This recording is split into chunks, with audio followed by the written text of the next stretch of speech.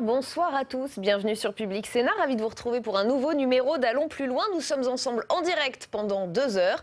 On va donc prendre le temps d'analyser et de questionner toute l'actualité politique et parlementaire. On va d'abord le faire avec notre invité du jour, c'est Max Brisson, bienvenue.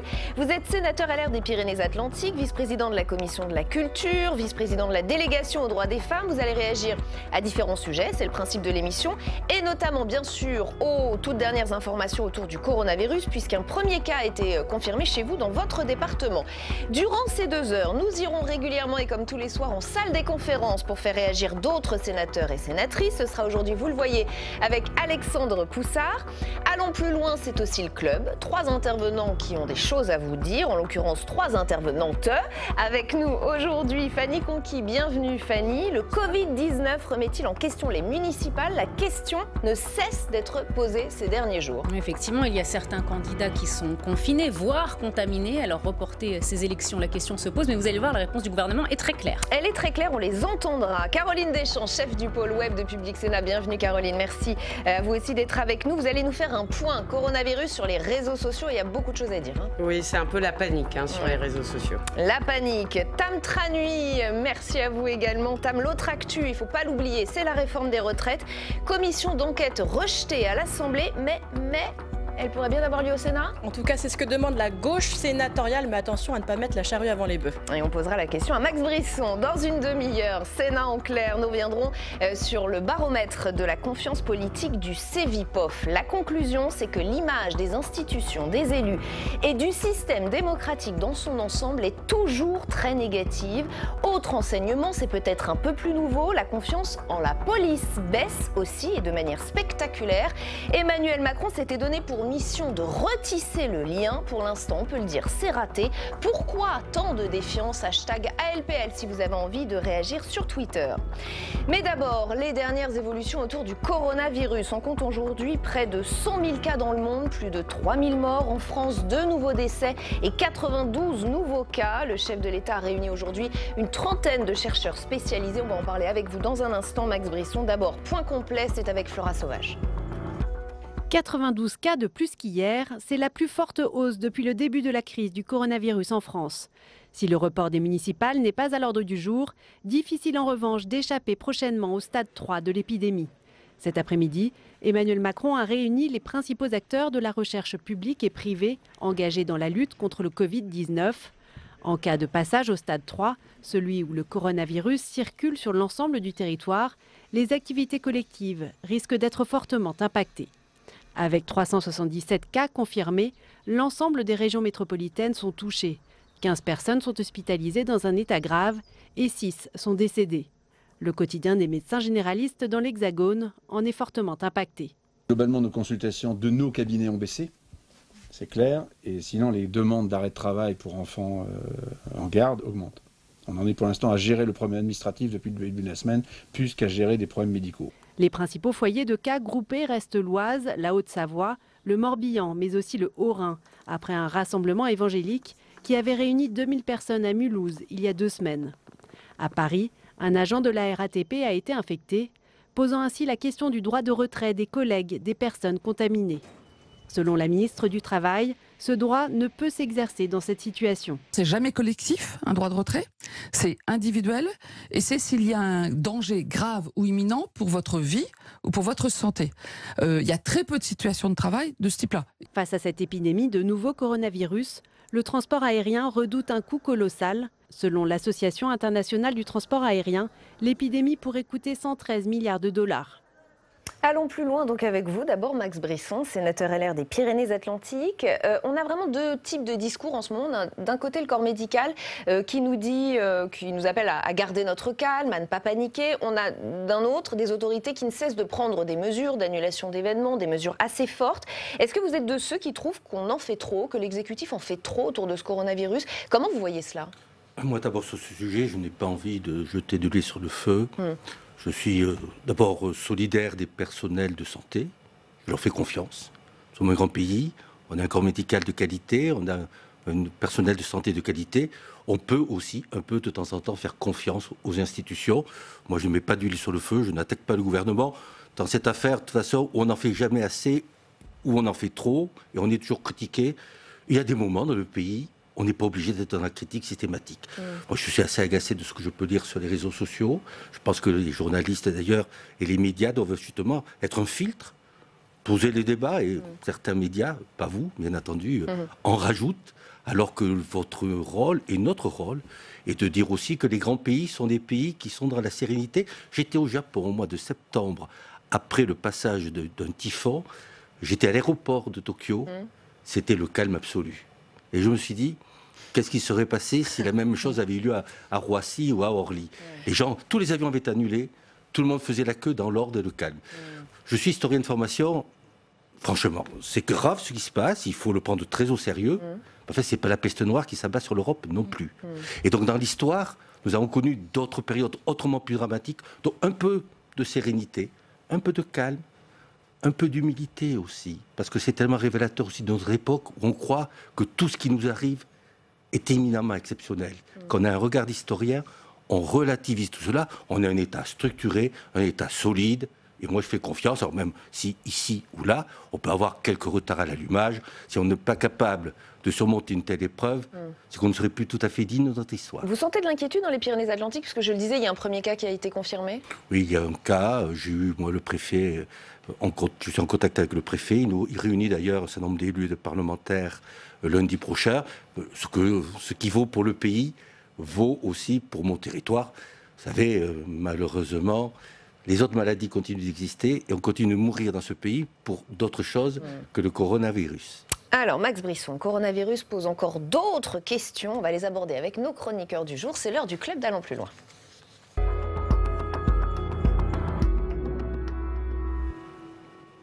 Et ce club, on le commence avec vous, Fanny Conquis, coronavirus toujours, qui pose donc des questions autour du scrutin des municipales, dont une question qui revient très très souvent. Faut-il reporter, oui ou non, les élections municipales? Alors, les élections municipales sont dans 10 jours exactement, et on le sait, la campagne est perturbée dans certaines communes. Certains candidats sont confinés, voire contaminés. C'est le cas par exemple de Bruno Fortier à Crépy-en-Valois dans l'Oise, ou bien de François Davier, maire de La Balme en Haute-Savoie. Alors la question qui se pose pour certains, est-ce qu'il faut maintenir ou pas ces élections municipales? Le président des maires de l'Oise et ancien sénateur Alain Vassel jugeait déjà il y a 3 jours dans le Courrier Picard qu'un report des élections d'1 mois ou 2 serait une bonne solution. Hier au Sénat, un débat était organisé sur cette question du coronavirus et Loïc Hervé, sénateur de Haute-Savoie, département qui est touché par le coronavirus, a interpellé le gouvernement sur les mesures qui pouvaient être prises pour éviter une propagation le jour du scrutin.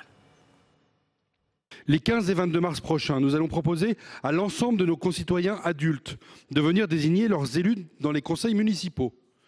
Pour que les choses soient claires, je ne demande pas et je ne souhaite pas le report des élections municipales. Mais quelles mesures pouvez-vous d'ores et déjà envisager pour que celles-ci se déroulent dans un climat de quiétude qui sied à l'exercice d'une telle liberté publique ? Alors pour le gouvernement, la réponse est claire. Pour l'heure, il n'y a aucune indication à reporter ces élections. Je vous propose d'écouter la réponse du ministre de la Santé hier dans l'hémicycle. La vie démocratique est importante. Il n'y a aucun argument aujourd'hui qui nous est opposé par les experts de santé publique pour suspendre ou repousser les élections municipales. Je souhaite que nous utilisions l'occasion des élections municipales pour faire de la prévention. J'ai proposé qu'il y ait un panneau électoral dans chaque commune qui soit dédié à l'affichage des gestes barrières et puis qu'il y ait du gel hydroalcoolique à chaque entrée de bureau de vote. Nous ne sommes pas dans une situation, dans un bureau de vote de confinement avec plus de 5000 personnes. Je crois que même s'il y avait une très forte mobilisation, c'est absolument impossible. Donc les élections municipales se tiendront.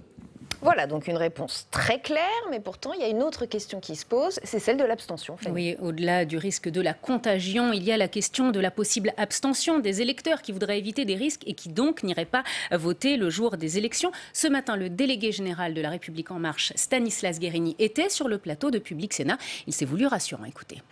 En réalité, en allant dans un bureau de vote, si on prend toutes les bonnes précautions, si on se lave les mains avant, après, etc., on n'a pas beaucoup plus de chances d'attraper le virus que si on va dans un lieu public faire ses courses.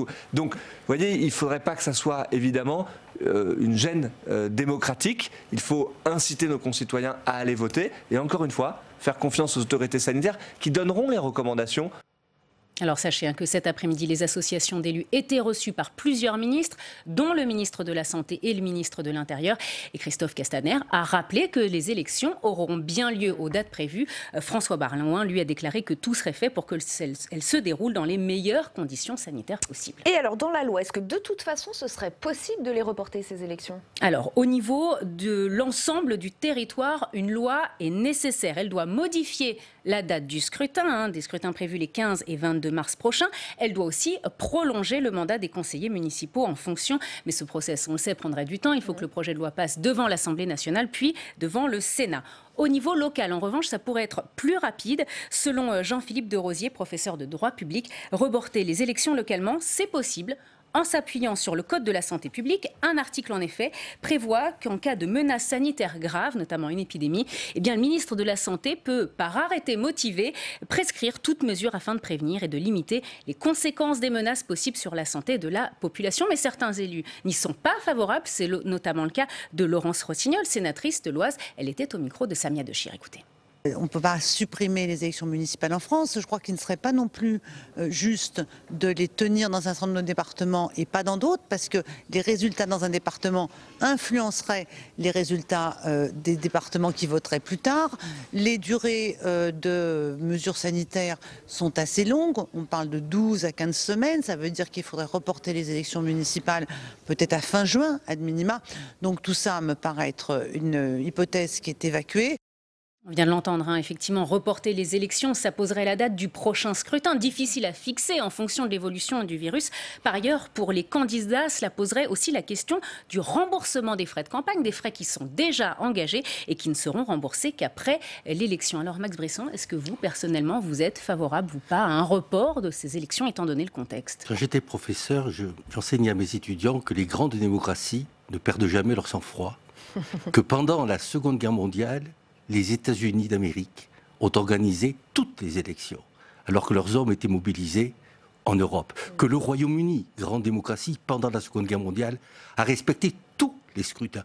Un peu de sang-froid. Une grande nation, d'abord, se mesure à sa capacité à être dans la sérénité. Les élections doivent avoir lieu à l'heure qu'il est, aujourd'hui.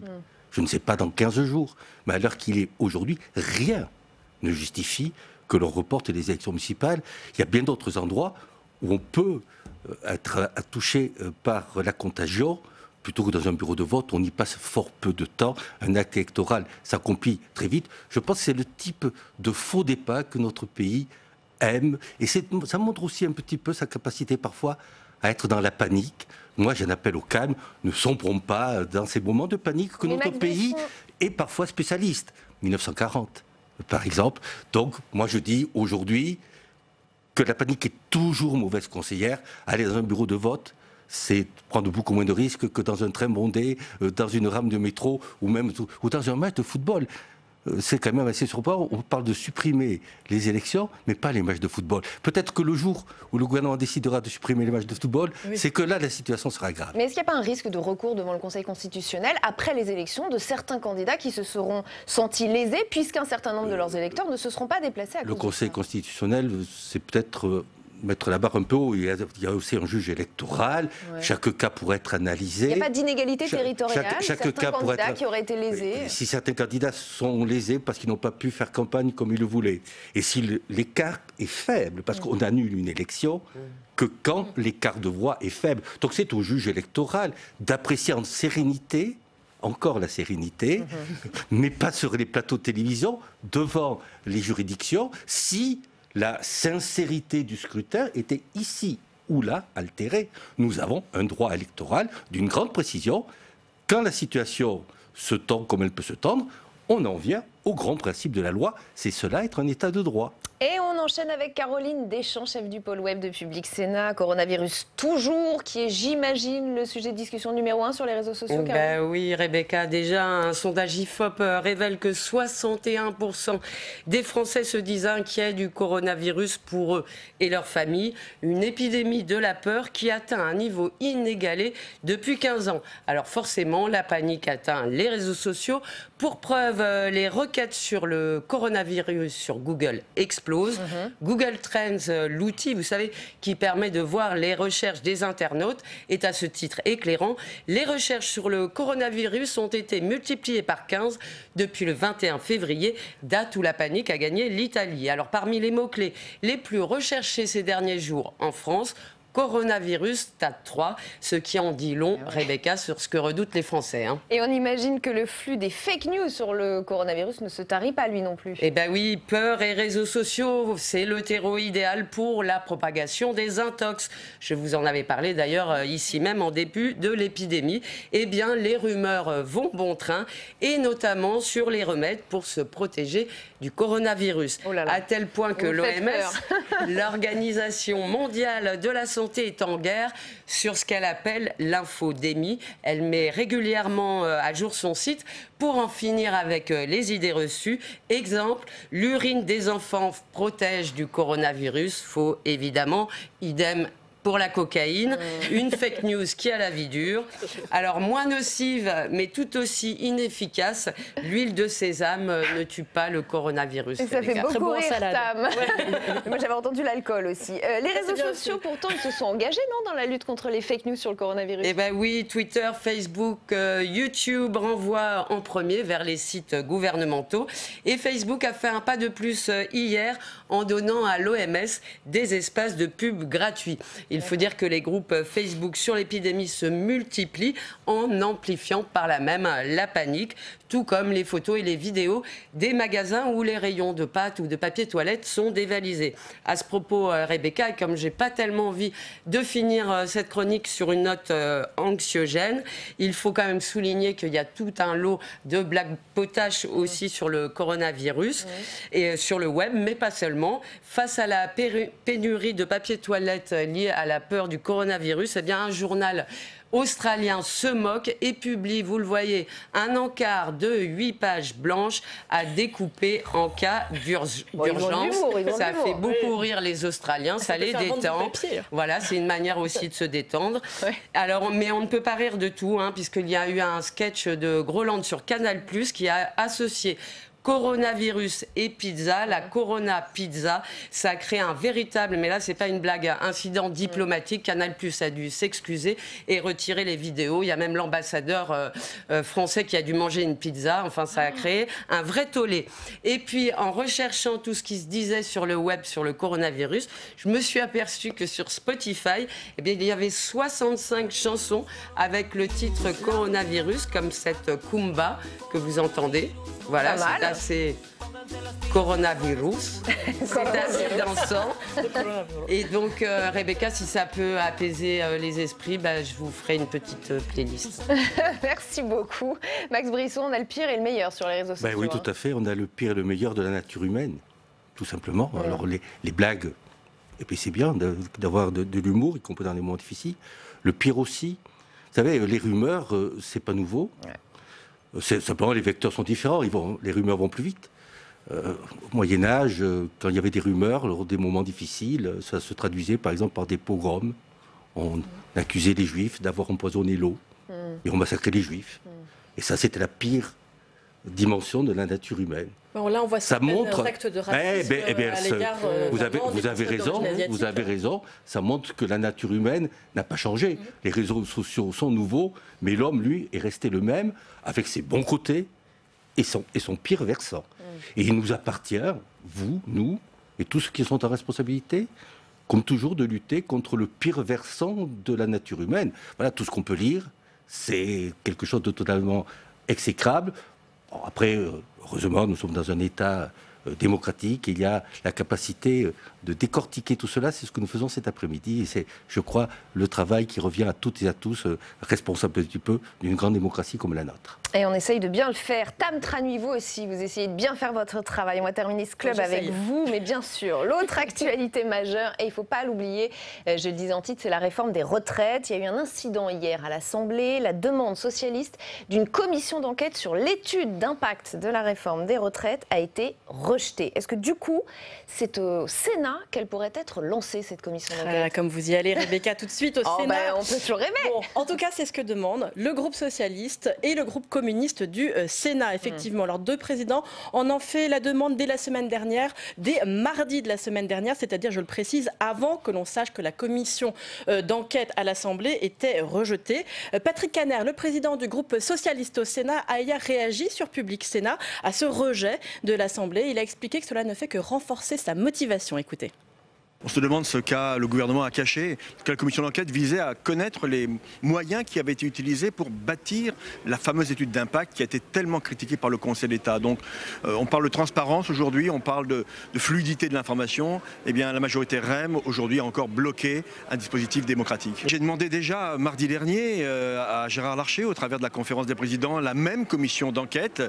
Maintenant la main appartient au président du Sénat. J'espère qu'il l'acceptera puisque ses propres politiques, là-bas à l'Assemblée, avaient voté avec les socialistes pour demander cette commission d'enquête, encore une fois, pour être transparent vis-à-vis des Français.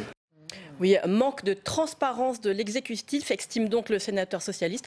Forcément, du côté de la majorité REM, pour reprendre les termes de Patrick Kanner, le son de cloche est tout autre. Alors que nous cache la majorité? Écoutez Stanislas Guerini, il en a dit bien des choses ce matin dans notre matinale. Écoutez.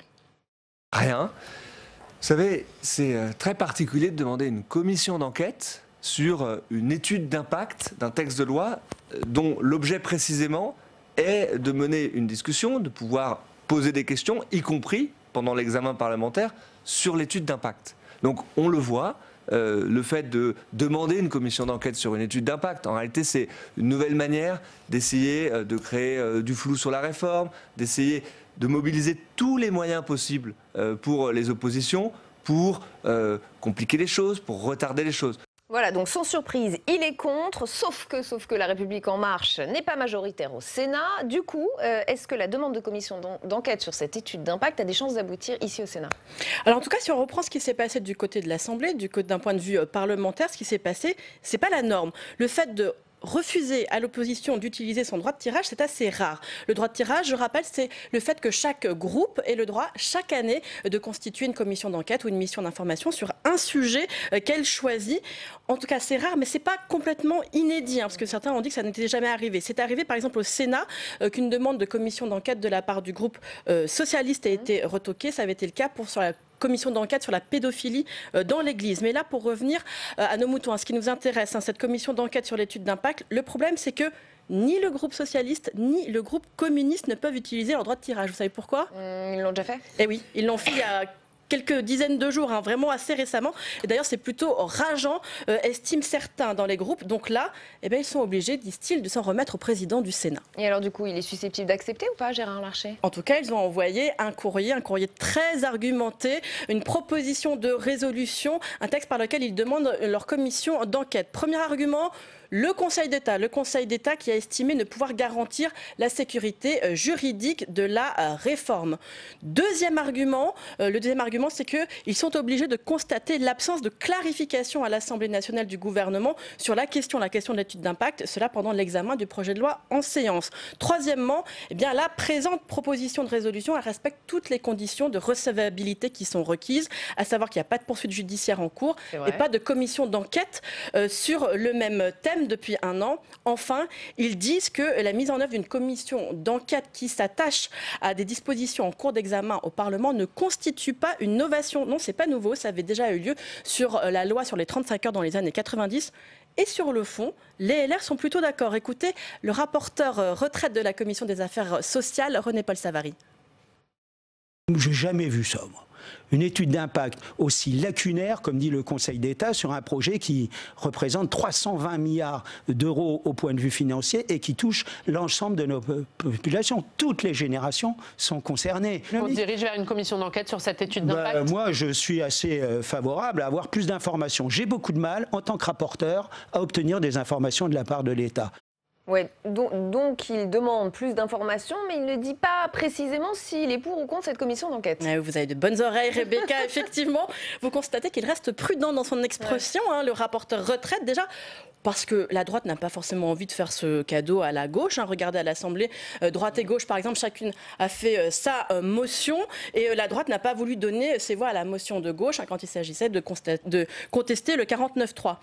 En plus de cela, il y a un vrai problème de fond, c'est que mettre en place cette commission d'enquête pourrait faire ensuite jurisprudence. Et je m'explique. Le problème, c'est que si vous attaquez ce texte à cause de l'étude d'impact, vous allez pouvoir le faire sur de très nombreux projets de loi. Des études d'impact fragiles, il y en a à la pelle. Donc si vous dites oui pour cette commission d'enquête, pourquoi en refuser d'autres sur le même thème, sur d'autres projets de loi, et ça pourrait bloquer un certain nombre de textes assez facilement.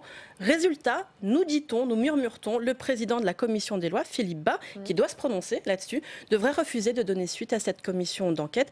Et a priori, on devrait avoir la décision officielle la semaine prochaine. Mais restons prudents. Max Brisson, vous êtes pour, vous, le lancement de cette commission d'enquête sur l'étude d'impact? Moi, je vais m'en remettre à la sagesse du président Bas et du président Larcher. Mais j'écoutais tout à l'heure Stanislas Guerini dire que les oppositions ont contribué au flou sur la réforme. C'est quand même extraordinaire. Cette réforme est pleine de points d'interrogation. On ne sait pas où on va. On ne sait pas quelle sera la valeur du point. On ne sait pas grand-chose. Et plus on avance, et plus le flou est grand. Donc je pense quand même qu'en la matière, la République En Marche et son délégué général pourraient avoir un peu plus d'humilité et de modestie. Moi, ce que je ne comprends pas, c'est la précipitation du gouvernement. Ce que le président Larcher demande, c'est du temps pour qu'on ait un vrai travail parlementaire. J'étais cet après-midi dans l'hémicycle. 15 jours de plus. Oui, j'étais cet après-midi dans l'hémicycle sur un autre sujet qui est une loi... fourre-tout, il y a de tout et de rien, qui vous intéresse assez peu, tellement elle est mal fabriquée, qui est la loi dite ASAP.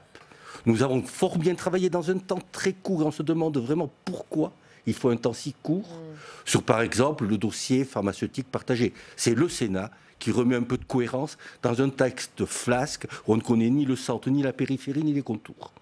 Et on passe d'un article à un autre sur n'importe quel sujet. Par rapport à la loi sur les retraites, vous pensez que pour des mesures qui vont entrer en vigueur en 2037 ou 2047, on est à 15 jours près? Alors j'entends le Premier ministre nous dire qu'il faut que ça rentre en vigueur le 1er janvier 2022, si ma mémoire est bonne, pour enclencher l'ensemble des procédures. Et si c'était 2023 ? Vous pensez que ça aura beaucoup d'importance dans la seconde moitié du XXIe siècle? Politiquement, peut-être. Peut-être politiquement. Oui, mais si le seul l'indicateur politique, sur une réforme qui devait être une réforme systémique, la réforme des réformes, la réforme matrice, si la réforme mère ne passe qu'à l'aune du renouvellement de 2022, c'est que ce gouvernement a perdu toute boussole de l'action publique et du sens de l'intérêt général. Donc moi je pense, nous interrogeons actuellement la majorité sénatoriale, en particulier au groupe Les Républicains, est-ce qu'on peut amender un texte aussi mal ficelé, aussi mal préparé, pour essayer d'améliorer, et je sais le travail de René-Paul Savary sur le sujet actuellement, ou est-ce qu'il faut le rejeter en bloc? Nous n'avons pas décidé, mais au Sénat on a l'habitude d'essayer d'améliorer la loi, celle-ci est particulièrement difficile à améliorer, donc je ne sais pas par quel bout la prendre. Et le texte arrive a priori fin avril. Allez, c'est l'heure de Ça se passe chez vous, spécial municipal, Max Brisson.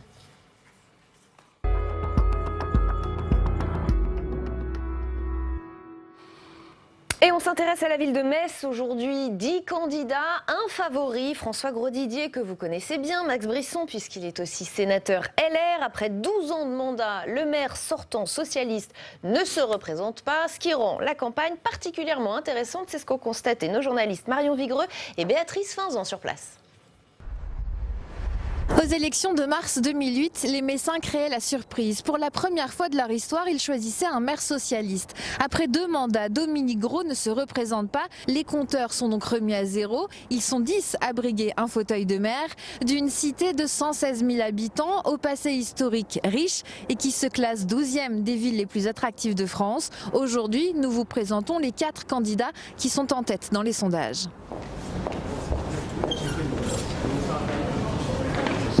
Bonjour François Grosdidier. Vous êtes le candidat des Républicains et du Centre. Vous faites dans les sondages la course en tête. Vous êtes à 29% d'intention de vote. Comment vous l'expliquez ça par rapport aux autres candidats, notamment la gauche qui est à 20%? C'est la première fois, de ma vie que ma candidature était aussi sollicitée avant que je sois candidat. Donc c'est quelque part que je corresponds à une attente, à une demande et un besoin. Je vis assez difficilement le fait qu'on vive mal à Metz et je ne pouvais pas croiser des Messins sans qu'ils me demandent de remettre de l'ordre à Metz comme je l'avais fait à Voipy, parce que Metz connaît les Messins connaissent des problèmes dans le quotidien, de la sécurité, de la propreté, de la tenue de la ville. Et c'est ce qui m'a décidé effectivement à être candidat. Bonjour Xavier Bouvet, vous êtes parvenu à réaliser l'alliance de la gauche avec y compris les Verts. C'est assez rare pour être souligné. Oui, dès 2019, nous avons travaillé ensemble. Donc effectivement, c'est un rassemblement qui est très large parce que chacune de ces organisations a décidé d'avancer de manière collective, sans orgueil, sans chercher à défendre ses places ou ses intérêts, mais vraiment dans une dynamique de projet pour la ville. Aujourd'hui, quand on se penche sur les sondages, vous êtes deuxième, à 9 points derrière François Grosdidier et à seulement 2 points devant le Rassemblement national. Pour le coup, c'est pas une très bonne nouvelle, ça? Nous sommes les moins connus, clairement, de cette élection municipale, puisque nous sommes nouveaux en politique, on n'a pas 20 ans ou 30 ans de mandat derrière nous. Donc effectivement, il faut qu'on se fasse connaître. Mais je pense que c'est déjà une performance que d'arriver à être identifié quasiment en position de victoire au soir du second tour. Bonjour.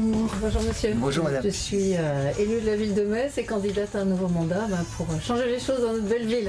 Bonjour Françoise Grolet. Bonjour. Vous êtes la candidate Rassemblement national pour ces élections 2020. Vous êtes actuellement 3e dans les sondages. On a l'impression que c'est votre place habituelle, cette 3e place. Oh non, je crois que nous allons créer la surprise dans cette élection parce que je sens une grande attente des Messins de tourner la page, de 12 ans de socialisme, de socialo-macronisme et sans tomber non plus dans les travers de la vieille droite. C'est-à-dire que vous partagez l'idée de Marine Le Pen qui dit que comme à Perpignan, il y a de l'espoir pour votre parti à Metz? Il y a surtout de l'espoir pour les Messins parce que nous habitons une très belle ville, nous avons un potentiel extraordinaire. Et je crois que notre ville a beaucoup souffert donc d'une mauvaise politique et aspire justement à un avenir meilleur.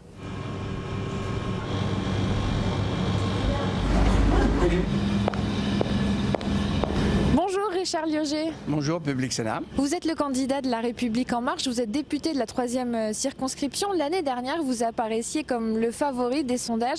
Là, c'est plus compliqué pour vous, vous êtes en 4e position. Est-ce que les problématiques nationales contrarient un petit peu vos ambitions locales?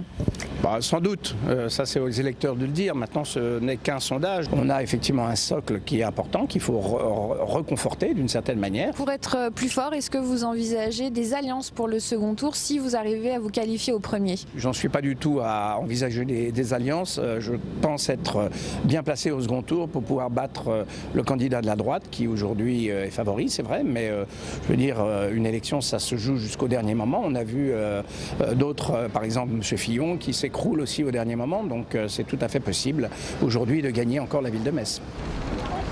À Metz, le premier tour des élections municipales reste ouvert, mais on s'oriente visiblement vers une triangulaire, voire une quadrangulaire. Quant aux électeurs, dans les urnes, ils choisiront le meilleur candidat pour répondre à leurs préoccupations qui concernent ici l'emploi et le développement économique. Et par souci d'équité, je vous invite, comme toujours, à regarder la liste de tous les candidats qui se présentent ici à Metz. Reportage donc de Marion Vigreux et Béatrice Finzan. Max Brisson, la vie locale, vous connaissez un petit peu quand même. Oui, mais vous avez décidé de ne pas vous présenter à Biarritz, vous? Non, parce que ma binôme au conseil départemental, Maïda Rostegui, est candidate. Moi, j'ai été battu en 2014. Je suis parti sur une autre vie, qui est celle du Sénat, où je me sens d'ailleurs fort bien. Je suis à la fois conseiller départemental et sénateur, donc touché par le cumul des mandats. Et Maïda Rostegui, comme François Grosdidier, fait la course en tête actuellement à Biarritz, et j'espère que cela va se concrétiser. On a beaucoup parlé de Biarritz, vous savez, puisque 2 ministres ont voulu aller s'affronter. Et si les Républicains gagnaient Biarritz, eh bien peut-être que cela pourrait apparaître comme un élément aussi de reconquête. Il faut rester prudent, il faut travailler. J'étais avec Maïder encore au téléphone ce matin. Elle fait une campagne de proximité, d'apaisement et de rassemblement. C'est d'ailleurs à peu près le contraire de ce qu'est aujourd'hui le macronisme, qui par essence cherche à diviser, à cliver. Je pense aujourd'hui que nous avons une véritable carte sur des valeurs très républicaines et d'apaisement. En tout cas, c'est le sens de la campagne de ma candidate à Biarritz que je soutiens pleinement. Et l'apaisement, c'était aussi votre message ici cet après-midi avec nous. Merci infiniment Max Brisson d'avoir été avec nous. Merci à toutes les trois d'avoir fait partie de ce club. Tout de suite, c'est Sénat en clair.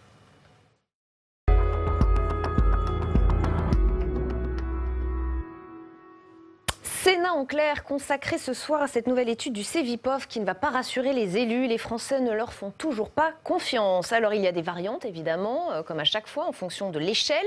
Les chiffres remontent quand même un peu, mais le niveau reste bas et près des 2/3 considèrent que la démocratie ne fonctionne pas bien. Pourquoi toujours autant de défiance? La réconciliation élus-citoyens est-elle impossible? On va ouvrir la discussion avec nos invités dans un instant, juste après les détails de ce baromètre avec Jérôme Rabier.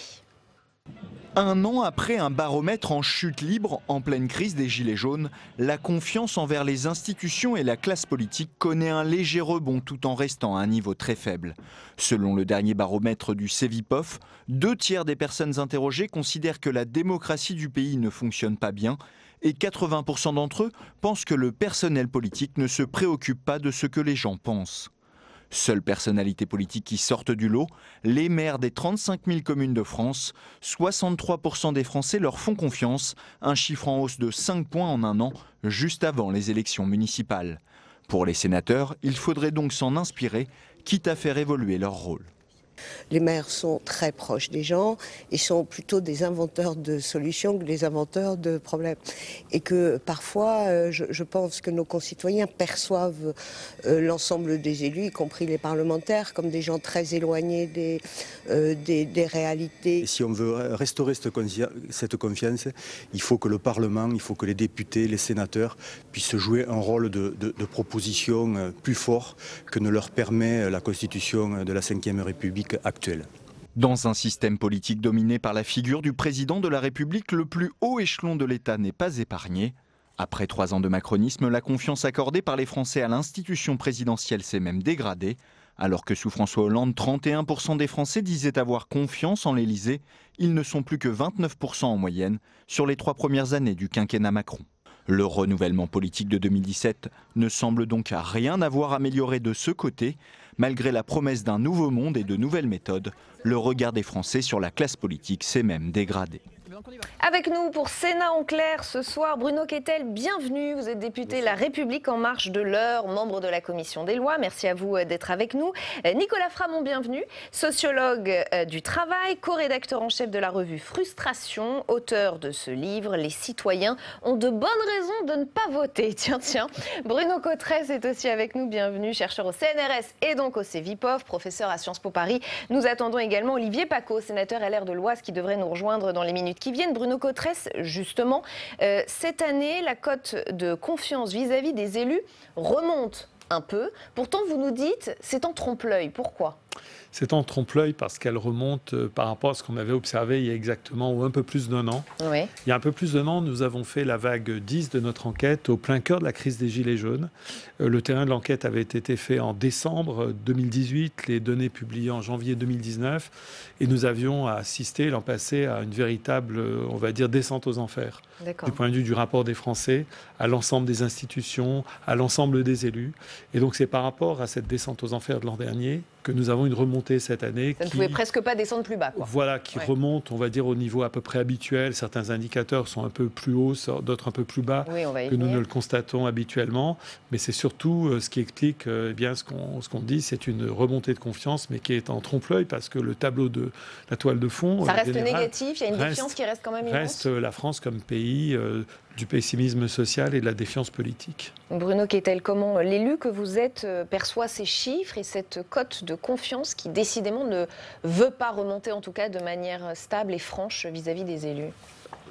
La société est démocratiquement malade, mais depuis des années, il y a eu un nombre d'actes, d'événements ou de turpitudes qui ont fait que la défiance s'est installée durablement.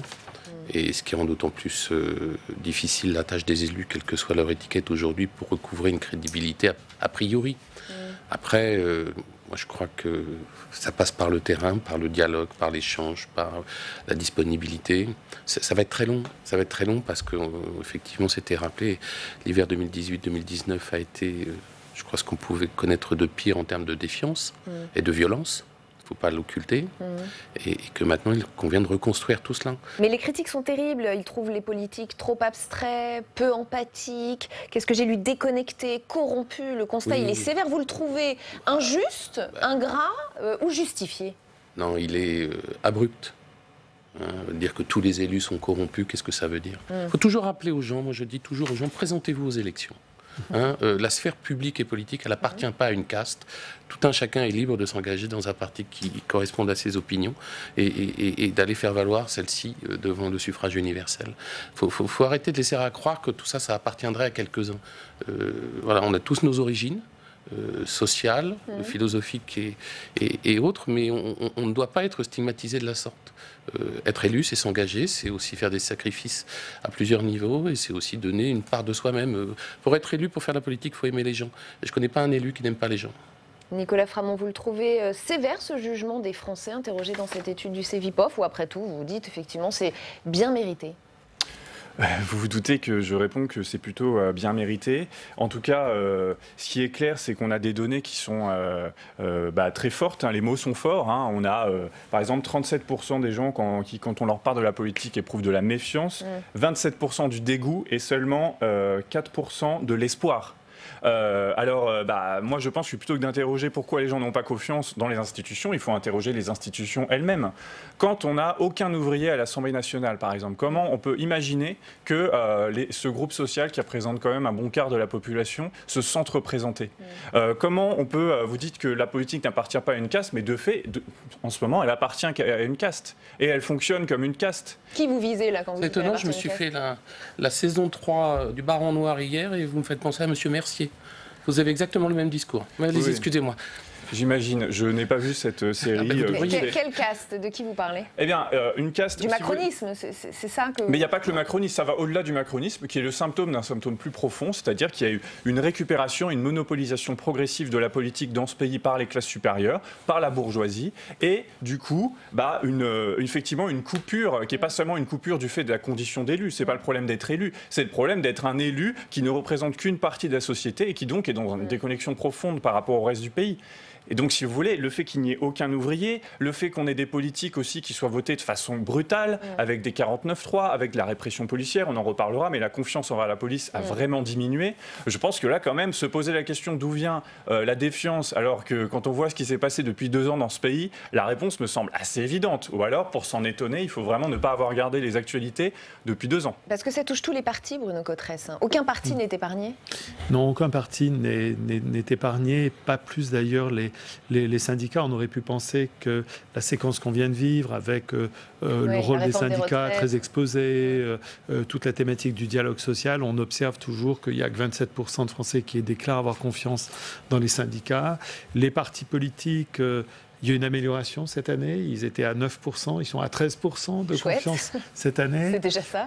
Et donc on voit qu'effectivement, au-delà même des questions qui viennent d'être soulignées, qui est la distorsion sociologique dans le lien de la représentation politique, qui, il est vrai, est un problème dans de nombreuses démocraties européennes. Mais justement, l'intérêt cette année, c'est qu'on a comparé avec le Royaume-Uni et l'Allemagne, qui également ont des institutions qui fonctionnent avec des processus de sélection sociale pour devenir sénateurs, députés, ministres, etc. Mais alors là, la confiance est plus importante. Donc ça veut dire que non seulement... Nous, Français, avons encore moins confiance en nos institutions. Voilà, ça veut dire qu'il y a quelque chose qui concerne quand même le modèle institutionnel et pas seulement son mode de fonctionnement. Son mode de fonctionnement est un mode de fonctionnement effectivement avec la sélection sociale des élites politiques, mais il y a aussi le modèle institutionnel peut-être lui-même et le sentiment qu'il donne aux Français d'être quand même très très éloigné. On voit d'ailleurs que c'est la confiance dans les élus locaux qui est la confiance la plus élevée dans les élus. Comme toujours, j'ai envie de dire. Comme toujours, 63%. Parce qu'on est dans le concret. Voilà, et je pense qu'il y a une dimension qui est particulière à l'élu local, c'est-à-dire qu'au fond, si l'élu local a dit, le maire a dit que pendant sa campagne électorale, il allait faire des places de parking, il allait créer une médiathèque, je sors de chez moi, je peux les voir. Par contre, lorsque le président de la République ou le Premier ministre dit « je vais changer votre vie », je sors de chez moi et c'est pas évident que j'en vois la que je vois la différence. Voilà. Donc il y a là quelque chose qui nous rappelle que dans le lien démocratique, le fait de pouvoir voir les réalisations concrètes, en être le bénéficiaire, et surtout avoir une forme peut-être aussi de retour de l'élu vers les citoyens. Les élus locaux, de ce point de vue-là, ont peut-être plus d'opportunités. Les députés, les sénateurs aussi font du retour. Les députés tiennent des permanences, mais chez l'élu local, il y a quelque chose qui fait la différence aux yeux des Français. Oui, même si moi je suis élu local depuis 25 ans. Et je peux vous dire que le comportement du citoyen, même vis-à-vis de l'élu local, j'ai été maire, je suis toujours conseiller départemental, a aussi changé. Et que la défiance s'est effectivement densifiée, je dirais, même à ce stade-là. On n'est pas au même niveau, mais même à ce stade-là. Vous disiez tout à l'heure, depuis 2 ans, on voit que ça ne va pas. Mais moi, je remonterai plus loin, si vous m'y autorisez. Je remonterai à 2002, la première fois où le Front National est au 2e tour des présidentielles. Et nous sommes plus de 80% à voter Jacques Chirac, avec une volonté qui est clairement de solidifier le socle républicain. Et le lendemain, tout redevient comme avant. Et après, vous avez 2005, le référendum qui est dévoyé 2 ans plus tard. Et là, je crois qu'à ces 2 moments-là, il y a une vraie coupure qui s'installe entre la classe politique et les Françaises et les Français. Alors, la présidence de la République, on l'a dit, n'est pas épargnée par ce phénomène de défiance. Elle est même plutôt en bas de tableau. Et c'est pire sous le mandat d'Emmanuel Macron que sous celui de François Hollande. Pourtant, c'est le même Emmanuel Macron qui s'était inquiété de ce divorce et qui avait souhaité retisser le lien, souvenez-vous. Il y a de l'impatience, mais il y a de la colère. Et cette colère, je la partage. Parce qu'il y a une chose que je n'ai pas vraiment réussi à faire. C'est que je n'ai pas réussi à réconcilier le peuple français avec ses dirigeants. Et ça, c'est vrai. Et ça me touche moi. Mais si ça me touchait que ma personne, à la rigueur, ce ne serait pas grave. Mais c'est plus profond. Et ce divorce, on le voit dans toutes les démocraties occidentales. Il m'inquiète et je considère qu'il est au cœur de la mission qui est aujourd'hui la mienne. Au cœur de sa mission, Bruno Kettel, c'était il y a 1 an et demi. Vous diriez qu'Emmanuel Macron réussit son pari de retisser du lien ou c'est raté ?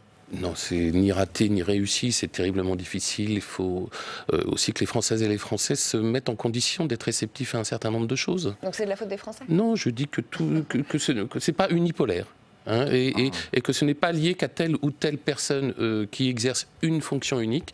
Les Françaises et les Français doivent aussi jouer leur rôle de citoyens et non pas être simplement devant les chaînes d'infos continues et prendre les infos telles qu'elles viennent pour argent comptant en passant d'un sujet à un autre sans se mettre en perspective. C'est quand même assez incroyable d'entendre ce discours quand on sait que si Emmanuel Macron avait voulu recréer le lien, il n'aurait pas fait passer une réforme des retraites en force. Une réforme des retraites dont on voit qu'elle est contestée, on le voit même dans votre étude, encore majoritairement. Tous les sondages ont montré, cette étude le montre aussi, c'est une étude qui est rejetée par la majorité des Français. Vous avez eu un mouvement de grève, vous avez eu des manifestations, vous avez eu une bataille parlementaire et à la fin on nous sort un 49-3, même pas pour ressouder une majorité fragilisée, mais juste pour écourter des débats sur une réforme, mettre un terme à l'obstruction sur une réforme de France insoumise. C'est un autre débat, c'est pas le nôtre. Non mais la question c'est est-ce qu'on avait le temps, si c'était si central, s'il fallait faire preuve de pédagogie comme c'était prévu, pourquoi ne pas prendre le temps? Non, on veut aller vite, on veut aller bien. D'accord, mais c'est un autre sujet. Ouais. Est-ce que pour vous, Emmanuel Macron a raté son pari, sa mission qu'il s'est donnée en novembre 2018 de retisser le lien entre l'élu et le citoyen? Non mais je pense qu'il n'avait même pas cette volonté-là, ce n'était pas son intérêt, ce sont des effets de langage, puisqu'encore une fois, je prends l'exemple de la réforme des retraites, mais des tas d'autres lois ont été passées dans le même genre de conditions. S'il avait voulu restaurer le dialogue, il n'aurait pas fait usage du LBD dans les manifestations, il ne ferait pas usage de 49.3, il ne ferait pas usage de petites phrases donneuses de leçons à longueur de temps. Là, ce qu'il fait, c'est qu'il brutalise les gens, il brutalise les citoyens. Il ne cherche pas à recréer du lien, il cherche à dire « je fais ma loi, quel que soit votre avis, et même j'en suis fier, et c'est ça qui me grandit ». Et beaucoup de gens dans la classe politique... C'est plus de la sociologie, là, c'est de la logorée, excusez-moi. Laissez-moi terminer, s'il vous plaît. Oui. Ce qui est important de dire, c'est que je pense que de plus en plus, dans les décisions politiques qui sont faites par cette classe politique-là, et c'était déjà le cas sur les autres, il y a une forme de fierté à contourner la volonté populaire, à passer outre, à dire que ce n'est pas important, à ce qui compte c'est de faire des réformes nécessaires parce qu'on a le sentiment de sa propre vérité, de sa propre importance et d'une sorte de vision à long terme que les Français n'auraient pas parce qu'ils ne seraient pas en capacité de comprendre ou comme vous dites, qu'ils ne seraient pas en condition d'accueillir la bonne parole. C'est pas ce que je dis. Je laisse répondre Bruno Kettel et ensuite Bruno Cottrell. Ouais, je vais essayer. Enfin, je vais pas répondre à monsieur, je vais essayer de vous répondre à vous. Je crois sincèrement que les Français, ça je le mesure lorsqu'on les rencontre en circonscription et autres, ils vous parlent qu'une seule chose, c'est de BFM. Et vous rentrez dans n'importe quel foyer, BFM est en route du matin au soir. Et ne pas accepter qu'on appréhende cette chaîne d'infos continue et les autres comme un diffuseur de diapos d'informations successives qui ne permettent pas à chaque fois que le sujet le mériterait, d'aller un peu plus au fond, c'est nier la réalité du monde. Voilà. J'entends parfaitement vos critiques des chaînes d'information. C'est pas une critique, c'est un constat. Cela dit, ça répond à une demande. Le gouvernement s'en sert aussi beaucoup comme organe de communication. Je le constate. C'est compliqué de critiquer ou de faire un constat négatif sur le travail des chaînes d'information. C'est un constat d'évolution de la société. Plus personne n'achète... Enfin, beaucoup moins de personnes achètent un journal tous les matins. Et donc c'est ça qui produit le sentiment que 71% des politiques sont corrompus, c'est BFM TV. Non, c'est aussi les phrases qui consistent à dire qu'il faut tous les chasser. Qu'il faut parfois... Ce sont des responsables politiques, ils ne disent pas des journalistes. Non, mais que monsieur connaît bien, c'est pour ça que je dis ça. Et qui stigmatisent systématiquement les élus que nous sommes, tout autant légitimes que les 17 députés insoumis. D'ailleurs, en termes de renouvellement de la classe politique, plus de 55% des députés de La République En Marche n'avaient jamais fait de politique. Et ce ne sont pas tous des gens friqués, contrairement à ce que vous sous-entendiez tout à l'heure. Donc la rénovation de la vie politique, elle est très, très, très compliquée. Et après, reste la révolution, mais ça sera sans moi. Alors, il y a peu de confiance en l'élu, on l'a vu. Il y a un autre fait marquant que montre cette étude du Cevipof, Bruno Cotresse, c'est la confiance dans la police. On va regarder ces quelques chiffres. 66% des sondés ont confiance en la police et c'est une chute vertigineuse, c'est là que c'est intéressant, de 8 points par rapport à 2018. On a tous en tête les bavures présumées, et je précise bien le mot présumé, lors des manifestations des Gilets jaunes. Avant de vous demander votre avis, je voudrais qu'on pose la question à Philippe Dominati, le sénateur LR va nous dire ce qu'il en pense. Il est en salle des conférences avec Alexandre Poussard. Philippe Dominati, selon le baromètre du Cevipof, 66% des Français ont confiance cette année dans la police. C'est une chute de 8% par rapport à l'an dernier. Est-ce que vous êtes surpris par ces chiffres ? On est toujours un peu surpris puisque effectivement la police a plutôt quand même une bonne image globalement et donc dès qu'il y a une faiblesse on peut l'observer, mais peut-être que la question est mal posée. Peut-être est-ce dans le commandement de la police que la confiance n'est plus de mise, parce que je crois qu'il faut distinguer l'image du policier, du métier et la manière dont les forces de l'ordre sont employées. Donc pour vous, le problème vient des ordres, par exemple de la nouvelle doctrine de maintien de l'ordre ? Non, non, non, elle provient du commandement en général, de la personnalisation du métier. On dit un fonctionnaire de police, on a le sentiment que c'est une institution qui s'est trop fonctionnalisée. Et l'image n'est pas bonne parce que les policiers ne sont pas bien représentés. Ils sont représentés dans les médias par des procureurs, par des préfets, par des syndicats la plupart du temps, mais le commissaire de police qui est sur le terrain, qui est dans nos rues, qui nous protège, ou le policier, l'agent de police, finalement, on le voit assez peu dans les médias. Et c'est la différence avec le gendarme. Le gendarme, il est clairement identifié. On sait qu'il court après le voleur, pour simplifier. Le policier, il est contre les méchants, mais il a disparu du phénomène médiatique et ça, le gouvernement devrait y faire attention. Et justement, à propos du gouvernement, est-ce que l'action du ministre de l'Intérieur, Christophe Castaner, a un impact sur l'image de la police ? Oui, comme tous les ministres de l'Intérieur, pas plus, pas moins. Mais depuis la crise des attentats, du terrorisme, de l'immigration, on a beaucoup vu s'exprimer pour les forces de l'ordre, encore une fois, le procureur de la République la plupart du temps, et vous constaterez que dans le même baromètre, la justice est encore plus sévèrement appréciée des Français que l'institution policière. Deuxièmement, les syndicats qui, eux, sont à l'avant-dernier rang avant les partis politiques. Très bien. Merci beaucoup Philippe Dominati pour votre analyse. Merci Alexandre, et je précise qu'Olivier Paccaud nous a rejoint, sénateur LR de l'Oise. Je vous donne la parole dans un instant. D'abord, que pensez-vous de l'analyse de Philippe Dominati, Bruno Cotresse ? C'est un des résultats les plus importants, je dirais, de l'étude de cette année, parce que nous constatons habituellement que les deux grands éléments qui tiennent le système en France et qui fait que le système démocratique est assez résilient, c'est les élus locaux, mais c'est aussi les institutions publiques. La confiance dans les institutions politiques est beaucoup plus faible que la confiance dans les institutions publiques, hôpitaux, système de justice, armée. Et donc, les Français continuent d'investir une forte relation de confiance dans toutes les institutions publiques qui incarnent à la fois la protection, l'armée, la justice, la police, le soin, l'hôpital, la sécurité sociale, ou la proximité, les élus locaux. Donc si le crédit de confiance commence à être entamé dans ses fonctions éminentes, essentielles de l'ordre démocratique, c'est très inquiétant. Et parmi ces fonctions, la fonction de police n'est pas la moindre, on va dire. Donc l'évolution que nous voyons cette année est un signal d'alarme. Les enquêtes comparatives dans d'autres pays, on montre régulièrement que la confiance dans la police en France est plus faible que dans d'autres démocraties européennes. Et là, on constate une chute de 8 points. Je crois qu'effectivement, on peut quand même renvoyer cette chute de 8 points du point de vue de son interprétation aux images qui ont été renvoyées sur les écrans de télé, les manifestations, les questions que ça pose aux Français. J'ai été regarder en profondeur cette question de la chute de confiance dans la police. Elle est beaucoup plus importante dans les catégories de la population les plus socialement en difficulté. Dans la jeunesse, chez les 18-34 ans, la chute de confiance dans la police est encore beaucoup plus importante que les moins 8 points sur l'ensemble. Chez les chômeurs, chez les précaires, dans les catégories populaires. Donc des catégories sociales qui n'ont pas beaucoup et qui ont impérativement besoin de sentir que l'État est là pour les protéger, les soutenir. Donc il y a là un phénomène très inquiétant. Olivier Paccaud. Je partage ce qui vient d'être dit. Effectivement, le contrat social, il repose d'abord sur cette nécessité pour l'État de protéger la population. On accepte une autorité parce qu'elle protège.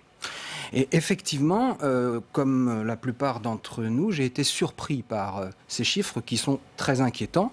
Je fais la même analyse que vous. Je pense que l'effet post-gilet jaune et l'effet viral de toutes ces vidéos qui tournent en boucle, d'une baffe, d'un croche-pied, d'un dérapage qui a pu avoir lieu, malheureusement, alors qu'à côté de ça, on a des forces de l'ordre qui sont exemplaires, qui ont fait preuve lors des manifestations d'un sang-froid tout à fait étonnant.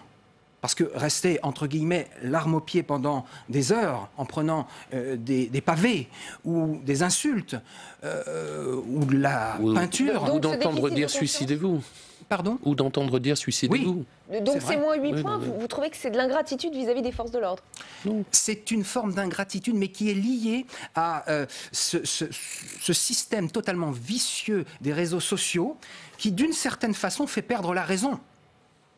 Donc, ce qui est intéressant, c'est que de la part des deux élus qui sont ici, on voit que les Français ont de la défiance, mais que c'est de leur faute, de la faute de BFM TV et des réseaux sociaux. Non, mais c'est ça que ça donne. Je viens d'arriver, jeune homme, j'ai dit quelques mots. Oui, monsieur, mais il y a une certaine violence à ne pas dire les choses également. Les quelques petits dérapages, vous parliez tout à l'heure de bavures présumées, on a quand même assisté à des violences policières, on a eu des ordres qui ont été documentés dans des journaux, je parle du Monde, pas de l'UMA, lors des journées Gilets jaunes, un gradé de la police qui aurait dit percutez-les, ça fera réfléchir les autres. Donc vous, les réseaux sociaux et les chaînes info ont donné plus de transparence finalement à ce qui pouvait se passer sur le terrain. Sociaux, oui, et donc les moins 8 entendu. Points s'expliquent. Et les enquêtes journalistiques aussi qui ont documenté comment il y a une doctrine du maintien de l'ordre qui a changé, qui est une doctrine qui a changé vers la violence, vers la brutalisation des mouvements sociaux. Et c'est ça qui n'est pas ressenti, c'est pas du fantasme, c'est pas 2-3 vidéos sur Twitter. Il faut quand même être réaliste. Je trouve ça hallucinant qu'ici on fasse abstraction. C'est d'une violence incroyable de faire abstraction de ce qui s'est passé et de présupposer que ça a été juste une mauvaise réception de la part des gens qui ont vu trop de vidéos sur BFM, sur les réseaux sociaux, etc. Soyons réalistes. Non, mais attendez, c'est pas ce que j'ai dit tout à l'heure non plus. Donc après, les politiques tous pourris, vous nous mettez dans la fosse et vous grattez l'allumette et tout ira bien. Il restera les journalistes et les chercheurs. Mais à un moment, il faut quand même faire attention à ce qu'on dit. Une société démocratique et républicaine, c'est un équilibre global, ça a été rappelé par mon collègue. Et de la nuance, effectivement. Et de la nuance. Les réseaux sociaux et de la nuance. Alors, ne montrent pas. Oui, il y a des images qui sont virales, qu'on le veuille ou non. Et c'est regrettable, mais c'est comme ça. Ça a un impact sur certaines personnes, plus que sur d'autres. Maintenant, il faut aussi parler de l'avenir, il faut donner un cap. Une ambition collective aussi. Il faut que les citoyennes et citoyens de ce pays s'y retrouvent dans les perspectives d'avenir d'être des citoyens de la République française. Oui, mais pour l'instant, ça ne marche pas. Non, mais juste, mais c'est à l'échelle des échéances. C'est au moment des échéances qu'on fixe ce genre de choses. Et c'est pas au nombre de manifestants qui sont dans les rues. Quelle que soit la légitimité des manifestations. On est dans une démocratie représentative et on est dans une république avec des règles qu'il faut aussi respecter. Et ça justifie la violence ? Non, mais est-ce que j'ai dit ça ? Est-ce que j'ai dit ça ? Bruno Cotteret, mais la violence légitime, elle est une réalité, il faut la préserver. Elle est très loin l'époque où les forces de l'ordre étaient applaudies par les Français. On va peut-être regarder cette image en 2015. Dans les données de notre enquête, on voit que l'intégralité du crédit de confiance qui a été gagné par les forces de l'ordre à ce moment-là a été perdu. Alors je précise qu'on était après les attentats Voilà. de Charlie Hebdo, janvier 2015, et les forces de l'ordre ont fait Je pense des actes héroïques, on peut le dire, Voilà, je pense et à que ce si moment-là, les Français étaient en phase. notre enquête arrive à capter quelque chose d'important qui se passe dans l'opinion, quels que soient les mécanismes d'influence ou les mécanismes qui font qu'on a cette opinion. Ça peut être aussi en parler avec ses amis, avec ses voisins, enfin, quels que soient les mécanismes, notre enquête arrive à capter quelque chose d'important. Il y aura nécessairement, il faut qu'il y ait dans le pays une réflexion, je pense avec un peu de recul, sur l'expérience collective que nous avons vécue pendant ces mois de crise extrêmement profonde. Les images que nous avons tous vécues seront des marqueurs de cette époque qui auront marqué en profondeur beaucoup de Français. Il y aura, je pense, besoin d'une réflexion sur le fonctionnement du maintien de l'ordre dans des situations difficiles en France, inéluctablement. 30 secondes, je vais les laisser à Olivier Paccaud pour conclure. Écoutez, je n'ai pas eu la chance d'assister au début de votre débat, mais la défiance envers les politiques notamment, elle a quand même une légitimité. Et cette légitimité, c'est l'éloignement ou le sentiment d'éloignement que les Français ont de la part d'une bonne partie de leurs élus. Ceux qui ne sont pas déconsidérés, ce sont les maires, ce sont les conseillers départementaux. Les plus lointains, ce sont effectivement les parlementaires et le président de la République encore plus. Ils ont manqué de proximité pour certains, ils ont manqué de bon sens, ils ont manqué d'écoute. Et toute une série de lois qui ne viennent pas du septennat Macron, du quinquennat Macron, pardon, ont creusé encore l'écart. Une seule chose, les grandes régions, les grands cantons, c'est un délire total. Et pour revenir en arrière, ça va être compliqué. Et on va s'arrêter là. Merci infiniment à tous les quatre d'avoir participé à Sénat en clair. Il est 18h30 tout pile. La suite de LPL, c'est le match des idées et le grand débat.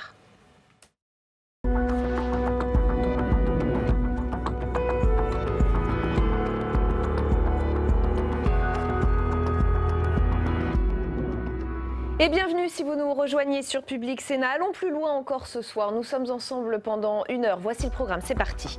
Dans une demi-heure, notre grand débat. Nous le consacrons ce soir à l'impact économique du coronavirus. Il est immense. Pas une journée sans un résultat négatif pour un secteur ou pour une entreprise française ou étrangère. Tout à l'heure, on a par exemple appris que le virus pourrait coûter au transport aérien jusqu'à 113 milliards de dollars. Le phénomène est tel qu'il est parfois comparé à la crise financière de 2008. Quelle cause ?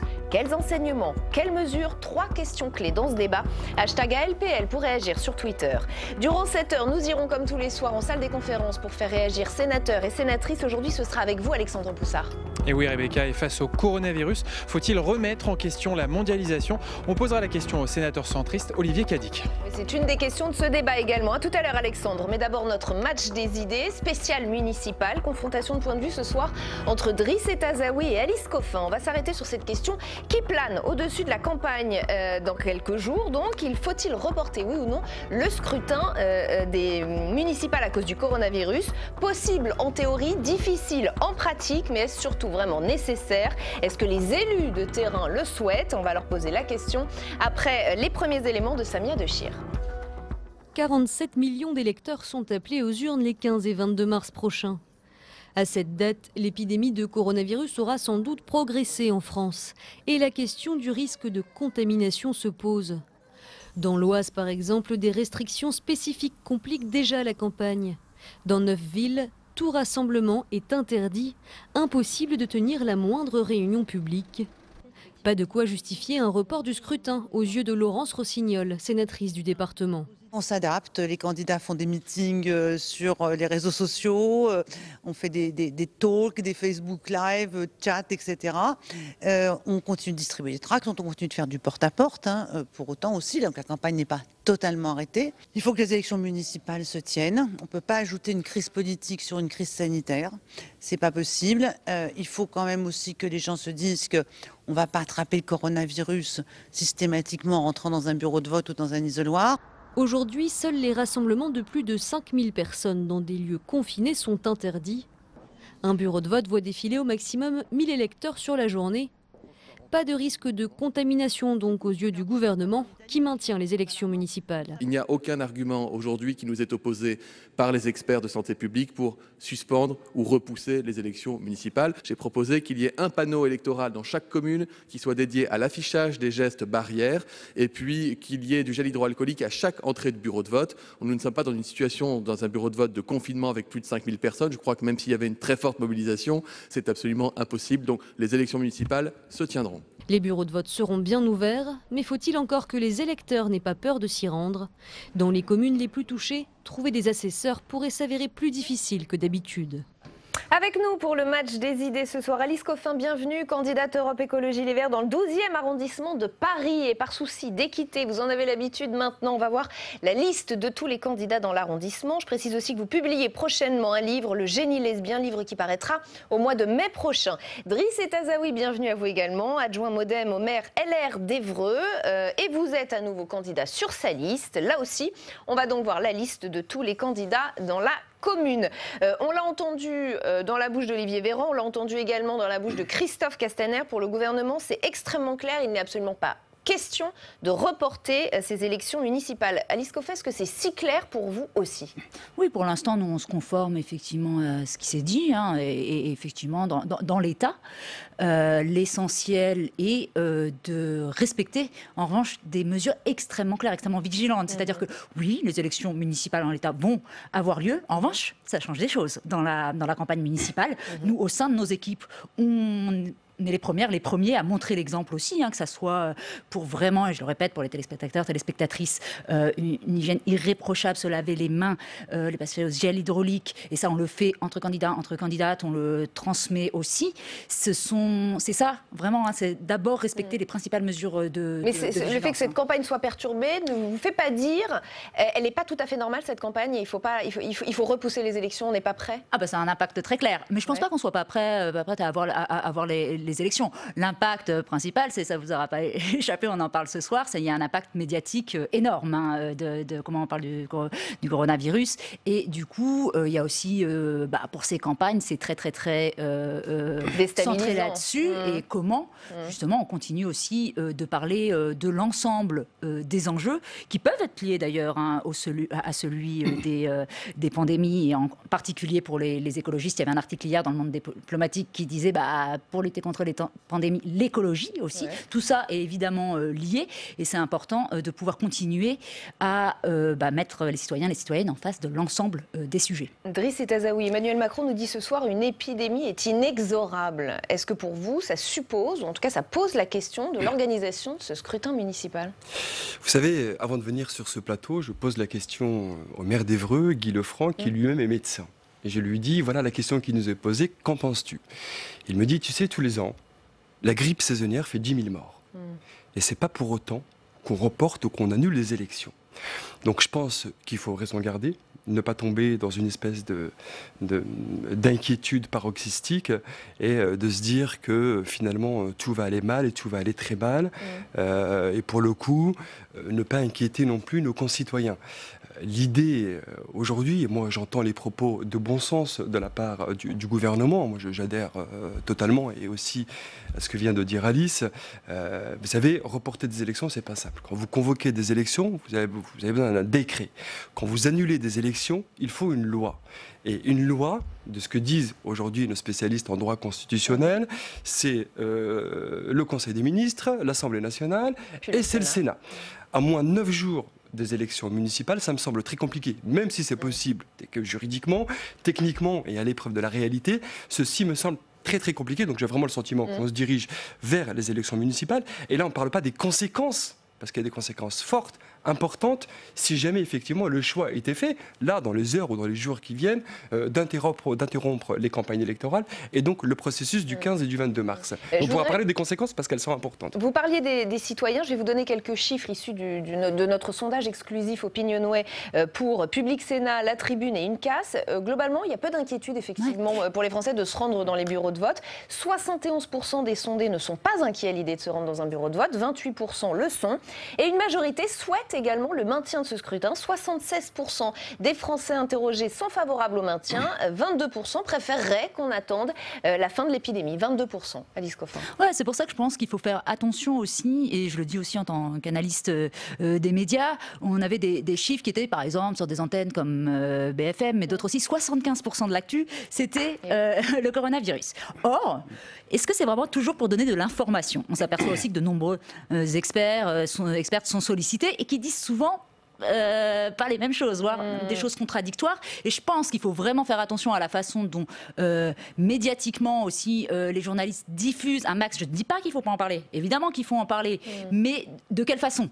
Et encore une fois, si on n'a pas d'informations, je pense qu'il faut se cantonner aux informations strictes, de faits, et encore une fois répéter les mesures de vigilance. Et écoutez, moi je suis d'accord, je trouve ça super que vous disiez, bah voilà, et qu'on est d'accord là-dessus en termes de responsabilité de candidats, de candidates, que vous avez consulter votre tête de liste, enfin votre mère qui est aussi médecin, et c'est pareil chez nous, la tête de liste du 13e arrondissement, Anne Souiris, et l'adjointe chargée de la santé à la mairie de Paris. Dans ma liste du 12e, notre numéro 2, Nicolas Rouveau, est pharmacien de santé publique. Je crois qu'il y a un investissement particulier à avoir, des politiques et de responsabilité. Je voudrais juste vous lire quand même deux déclarations qui sèment un tout petit peu le trouble.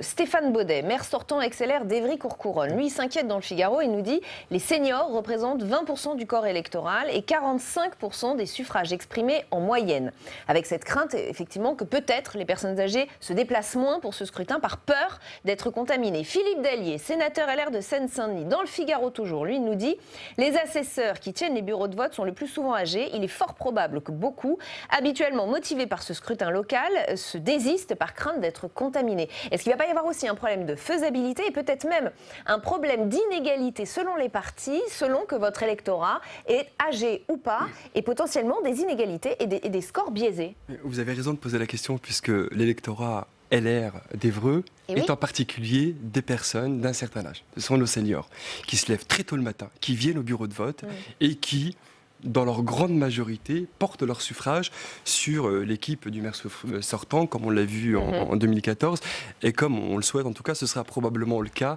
le 15 mars et le 22 mars. Donc c'est effectivement une vraie question, mais en même temps, ce qu'on a envie de dire, c'est que le processus démocratique doit aller jusqu'au bout. Et on Donc peut vous pas les rassurez, imaginer... ces personnes âgées, Oui, parce que dans notre bureau de vote, moi je suis président d'un bureau de vote. Moi j'ai jamais vu 30 personnes dans mon bureau de vote. Je vois des gens qui défilent les uns après les autres. Mais j'ai jamais vu 15 personnes stagner dans mon bureau de vote. Et ce qui est vrai dans mon bureau de vote est aussi vrai dans les autres bureaux de vote de la ville d'Évreux. Alors peut-être que Paris ou dans d'autres métropoles, c'est peut-être un petit peu particulier. Alice nous le dira. Mais en tout cas, en province, j'ai envie de vous dire que les gens défilent et ne stagnent pas. Mais imaginez un seul instant. Si le choix était fait d'interrompre le processus électoral, comment va-t-on expliquer à tous les candidates et candidats qui ont mis de l'argent sur la table pour financer leur campagne électorale? On va demander aux contribuables demain de rembourser les frais de campagne des uns et des autres. Qu'est-ce qu'on dira à ceux pour qui le auront des repayer par scores la moins suite, élevés une fois que l'élection se sera tenue, parce que peut-être il y aura eu de l'abstention de leur électorat? Qu'est-ce qu'on Il y a le dira vote s'ils aussi déposent par un recours? procuration. Les gens ont aussi la possibilité, le choix de voter par procuration. Ça doit aussi nous interroger demain sur le vote électronique. Comment on fait demain, ne serait-ce que pour réduire l'empreinte carbone, par exemple, pour inciter les gens à voter de chez eux. Voilà, c'est aussi une possibilité. Je veux dire, le coronavirus doit nous amener à nous interroger sur nos pratiques en termes d'hygiène, de santé, de sécurité, mais également, pourquoi pas, sur le processus démocratique. Non, et puis au-delà d'un jeu électoraliste, ce que vous pointez, c'est qu'effectivement, il faut une attention particulière aux seniors et à d'autres personnes aussi qui sont plus vulnérables dans ce temps d'épidémie, que sont les femmes enceintes, que sont les personnes sans domicile fixe, que sont donc effectivement, ça pointe. Allez, deuxième thème de ce match spécial municipal, ce sont justement toutes ces problématiques locales un peu éclipsées par l'actualité nationale, le coronavirus, la réforme des retraites, tout cela empêche un peu de parler des sujets locaux, comme la fiscalité par exemple. Je vous rappelle que la taxe d'habitation va disparaître et se pose la question du financement des projets locaux. Alors sur ce point, nous avons interrogé Clément Bousquet, il est fondateur du cabinet CBG Territoire, il est au micro de Fabien Recker, on l'écoute et je vous fais réagir après. Il y a une révolution fiscale qui est en cours, la plus importante depuis le début des lois de décentralisation. Aujourd'hui, certes, il y a une baisse de la pression fiscale, mais il y a essentiellement une perte de recettes pour les collectivités locales. Plus de 20 milliards d'euros doivent être compensés par l'État. Et c'est historique et personne n'en parle. Aujourd'hui, quand on regarde les attentes des citoyens, la première préoccupation, c'est la sécurité. La seconde, c'est la fiscalité et l'endettement. Donc les Français, ils voient bien qu'il y a un enjeu sur ce sujet, mais il est vrai, il faut le reconnaître, beaucoup de candidats font le choix de peu parler de ce sujet. Driss Etazawi, vous êtes d'accord avec ça? La fiscalité locale a été éclipsée de la campagne. C'est un sujet dont on parle peu, alors que finalement, il est clé. Les vrais sujets, en tout cas sur mon territoire, c'est la sécurité, c'est l'environnement également, et puis c'est la question des transports et de la mobilité. La fiscalité est un sujet qui revient dès lors que vous consentez, durant votre mandat, un certain nombre d'investissements importants.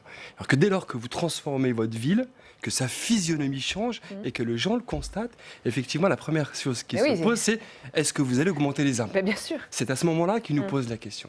Mais dès lors que vous les rassurez, comme à Évreux, que nous n'avons pas augmenté les impôts et que même nous baissons la taxe foncière de 2%, ça permet de les rassurer. Ce qu'il faut, c'est effectivement expliquer dans quelle mesure est-ce qu'on peut maîtriser les dépenses, de manière finalement à ne pas aller chercher de nouvelles recettes. Sur la question de la taxe d'habitation, c'est déjà en partie le cas. Moi, j'ai les 2 tiers de la taxe d'habitation à titre personnel qui a été aujourd'hui supprimée. Donc je continue à payer 1 tiers, mais très probablement que je ne le payerai plus. Cette taxe d'habitation, je rappelle que le maire d'Évreux a été le premier avec l'Union des maires de l'Eure à s'élever contre cette mesure, non pas contre la possibilité de redonner du pouvoir d'achat à nos administrés et aux Ébroïciens et aux Eurois, c'était pas le sujet, mais comme une atteinte finalement à la libre administration des collectivités. Parce que c'est un enjeu majeur, et un levier majeur pour une ville, pour une collectivité, que de pouvoir s'appuyer sur la collecte de l'impôt local. La taxe d'habitation chez nous, c'est 30% du budget global. C'est 32 millions d'euros sur un budget de 100 millions d'euros. C'est énorme. Alors l'État nous dit, nous allons compenser à l'euro près. Ils ont raison.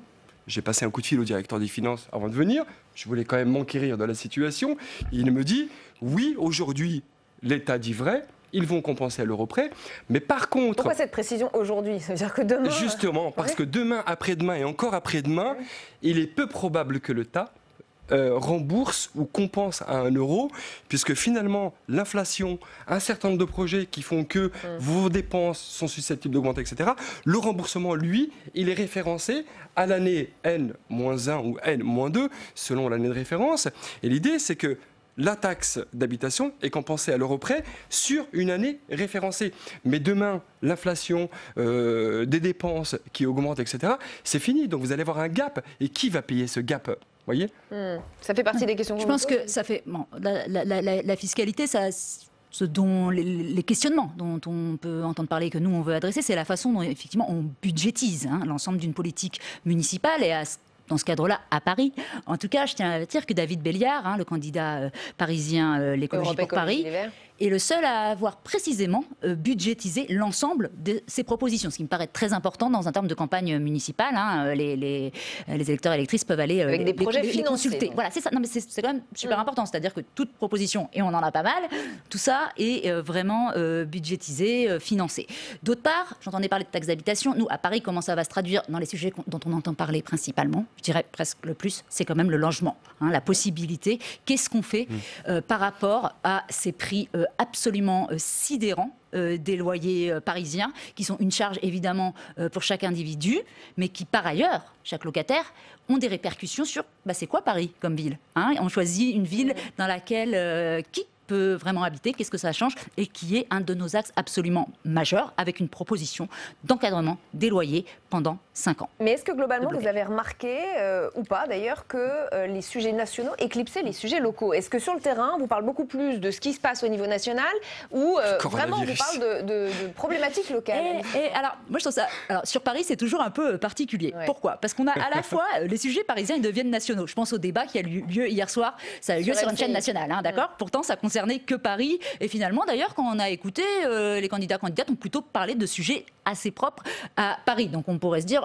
c'était très local. Ouais, non, c'est ça. Donc, vous voyez ce que je veux dire? Ça peut être l'inverse aussi, que la nationale est infusée par Paris. Ceci dit, c'est vrai, on a commencé cette émission par le coronavirus, qu'il faut être, j'appelle les électeurs et électrices aussi à être vigilants, parce que très clairement, médiatiquement, la campagne, elle a été saupoudrée d'enjeux qui n'ont pas strictement à voir avec la façon dont ça se passe à Paris. Donc vraiment, j'invite chacune à contempler quelles sont les propositions, et parce qu'il y a des grosses différences, par exemple, dans ce que propose l'écologie pour Paris par rapport aux autres listes. Je suis assez ravi que vous ayez invité la province face à Paris, et que la province ait son mot à dire sur une ville qui est souvent auto-centrée, et qu'effectivement il y a un certain nombre de sujets qui partent de Paris, mais il y a des sujets aussi qui viennent de province, qui infusent et qui font la une. Ouais, j'ai par exemple le souvenir sur un sujet éminemment important et très sérieux, qui était la question des fichiers S. Rappelez-vous, le maire d'Évreux, je le dis, important, avait été le premier à demander à Emmanuel Macron que les préfets communiquent le nom des fichiers S aux maires de celles et ceux qui étaient domiciliés sur leur territoire. Parce qu'il était important de savoir qui était susceptible de représenter une menace potentielle sur le territoire. Et c'est quelque chose que, non pas Évreux, mais que le pays a obtenu et que l'ensemble des maires ont obtenu, puisque le président de la République, lorsqu'il a pris la parole sur le plan banlieue à l'Élysée, un fameux mois de mai, a effectivement dit que désormais, une convention serait signée entre les préfets et les maires pour effectivement communiquer les noms de celles et ceux qui étaient susceptibles de porter atteinte à la nation. Allez, on passe au troisième thème de ce match, la question de la parité dans ces élections municipales. Depuis 2013, la loi l'impose dans les villes de plus de 1000 habitants, mais aucune obligation ne pèse sur les têtes de liste. Résultat, regardez, sur les 20 765 listes au municipal, moins de 5 000 seront emmenées par des femmes, soit 23,1%. C'est quand même plus qu'en 2014, où le pourcentage était de 17,2%. Alors faut-il aller encore plus loin et comment? Avant de vous poser la question, je voudrais qu'on rejoigne Alexandre Poussard en salle des conférences. Il est avec Laure Darcos, sénatrice LR, vice-présidente de la délégation aux droits des femmes. Laure Darcos, on va parler d'un chiffre. 23% des têtes de liste aux élections municipales 2020 sont des femmes. On est très loin de la parité. Bien évidemment. Et ça reste encore très compliqué. Je pense, bien évidemment, que des hommes ne font pas forcément encore de la place, mais aussi les problèmes de disponibilité. On le voit, enfin, je veux dire, les femmes ont à gérer, j'allais dire, aussi souvent leur foyer. Et on sait très bien que la vie politique, malheureusement, est très compliquée parce que ce sont des horaires qui ne coïncident pas forcément avec la vie familiale. Et Dieu sait si on en souffre les uns et les autres par rapport à la privation qu'on peut faire subir à nos proches. Donc je pense qu'il y a ça. Moi, je suis très contente parce que par rapport à ce chiffre de 23%, d'une certaine manière, l'Essonne est plutôt dans la fourchette haute, puisque j'ai à peu près calculé que 70 femmes se représentaient en tête de liste en ayant quasiment l'assurance d'être réélues sur 194 communes. Et ça, je trouve ça formidable. Donc l'Essonne est un bon exemple à suivre. Parlons des maires. 84% des maires sont aujourd'hui des hommes. C'est compliqué pour une femme d'arriver à la tête d'un exécutif local? Oui, c'est ce que je disais. Ça l'est en effet. Et j'ai eu une expérience l'année dernière très émouvante, puisque le 8 mars de l'année dernière, j'avais réuni justement les femmes maires de mon département. D'ailleurs, ce qui était intéressant, elles ne se connaissaient pas entre elles. Et la parole était du coup complètement lâchée, puisqu'on était entre nous. Et en fait, ça reste encore très compliqué pour les femmes, même si elles sortent, par exemple, elles sont issues de la société civile, dans une communauté de politiques hommes qui ont peut-être plus l'habitude de parler, de s'imposer, même en termes de voix, elles ont du mal à prendre la parole. Et donc, du coup, je pense qu'elles ont du mal aussi à s'imposer. Est-ce qu'il faut légiférer davantage pour avoir plus de parité dans nos communes? Alors, sur les communes, je pense que c'est compliqué parce qu'on le voit. Moi, j'ai encore eu, même dans mon département, des difficultés à trouver un candidat.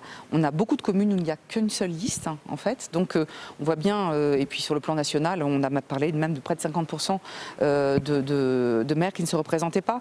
Donc, je pense que ça ferait un blocage supplémentaire. Comme de la même façon, pour les communes de moins de 1000 habitants, je ne suivais pas forcément certaines de ma délégation aux droits des femmes qui auraient souhaité la parité stricte. Moi, j'ai des exemples comme quoi c'est très compliqué pour ces personnes, enfin c'est les maires ou les futurs maires, de constituer leur liste. Et donc leur imposer une parité stricte dans les adjoints, c'est très compliqué. Très bien, il y a l'idéal de parité et puis il y a la réalité. Voilà. D'accord, très bien. Merci beaucoup, Laure Darcos, d'avoir répondu à mes questions. Merci. Un vrai dilemme, donc merci beaucoup Alexandre. Alice Coffin, pour vous c'est très clair? Ouais, pour moi c'est très clair. Je suis militante féministe, en plus d'être candidate, ça brasse plein de choses, c'était bien expliqué dans le sujet. D'abord, il y a les mesures qui pour moi ne vont pas assez loin, puisque on le voit, 84% des maires sont des hommes, donc ça ne va pas assez loin. Pourquoi? Parce qu'il y a cette histoire effectivement des communes, et quand on dit les communes de 1000 habitants, c'est 74% des communes en France, donc c'est énorme, qui ne sont pas concernées par cette loi-là. Il y a l'histoire des têtes de liste, et par exemple, sur les listes des têtes de liste, l'écologie pour Paris, on a 11 femmes sur 17 têtes de liste, donc on est très au-dessus des 23% français. Et même quand on a des têtes de liste, encore faut-il savoir où on les envoie. Il y avait un article, par exemple, dans Libération, qui expliquait que dans l'équipe d'Anne Hidalgo, on envoyé les têtes de liste femmes dans des arrondissements qui n'étaient pas gagnables. Alors que nous, on a fait le choix aussi de les envoyer dans des arrondissements gagnables. Donc il y a l'ensemble de ces mesures juridiques-là qu'il faut changer et auxquelles moi je suis bien plus favorable à une imposition bien plus stricte et bien plus large. Oui, mais on entend bien qu'il y a des difficultés, que pour certains... Alors, il y a des difficultés, ça c'est le deuxième point. C'est-à-dire qu'il faut aussi changer les pratiques. Moi je suis 3e en position éligible dans le 12e, mais on est venu me chercher en tant que femme, en tant que lesbienne. C'est-à-dire que je ne sais pas si en tant que femme déjà très occupée, très investie dans beaucoup de domaines, je serais allée en politique. Mais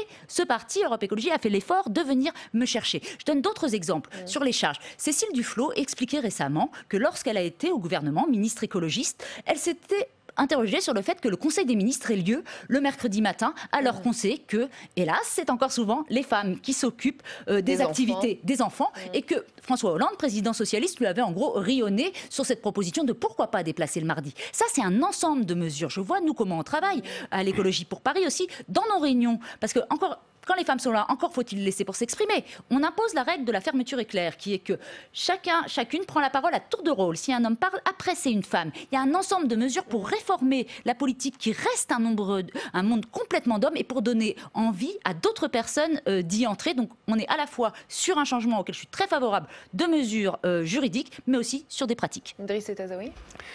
Bon, moi, je ne suis pas militant féministe, mais j'essaye de faire preuve de bon sens. Et je pense que nous avons ça en commun, que le bon sens est aussi avec nos concitoyens. Je regarde un peu les chiffres et je me dis, aujourd'hui, 17% des maires sont des femmes, alors qu'en 2008, c'était, je crois, 13%. Donc on a fait un bond. C'est lent, ça va doucement, mais les mentalités évoluent, la société évolue, et donc les choses progresse et l'égalité homme-femme progresse. La question des colistières aussi est importante parce qu'on parle des têtes de liste, mais sur les colistières, aujourd'hui 40% des femmes sont des colistières. C'était 35% en 2008 également. Je ne me satisfais pas de ces chiffres, attention, je ne me dis pas c'est formidable, on y est.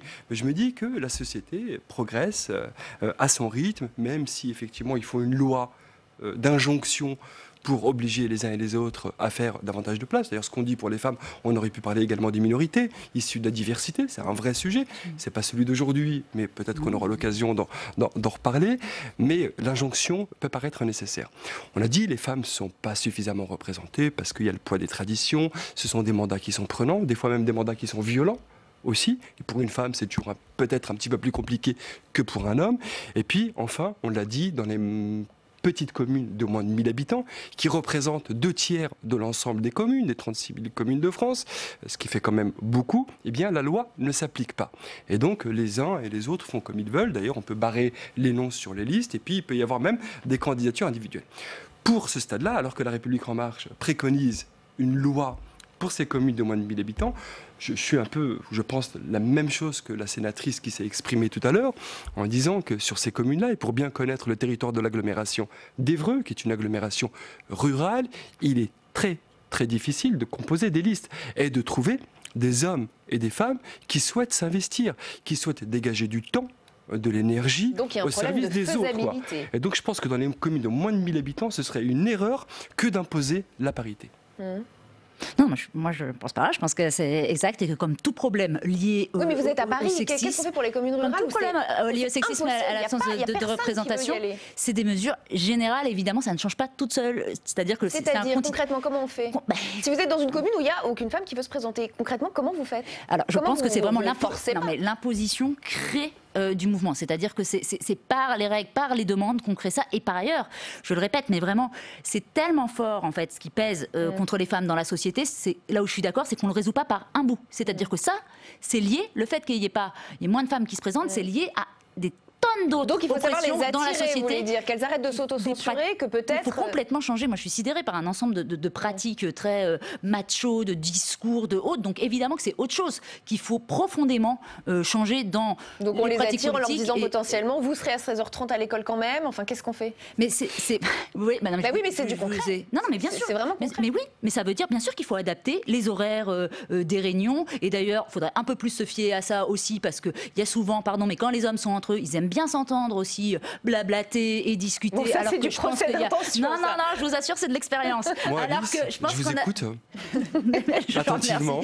Non, mais je voulais dire, on En plus, surtout aujourd'hui, on est à quelques jours de ce qui s'est déroulé à la cérémonie des Césars et je vous assure que ça a tout à voir dans le sens où on le voit, l'état de la société sur les femmes. On le voit où on en est en France. C'est catastrophique. Donc on ne peut pas effectivement demander uniquement aux communes de moins de 1000 habitants de changer ça. En revanche, on peut accompagner et ça fait partie de l'ensemble des choses qu'on doit changer dans la société française. En 15 secondes, on peut partager votre envie, on peut partager votre enthousiasme et votre objectif. Mais à un moment donné, on peut aussi ne pas partager les moyens d'y arriver.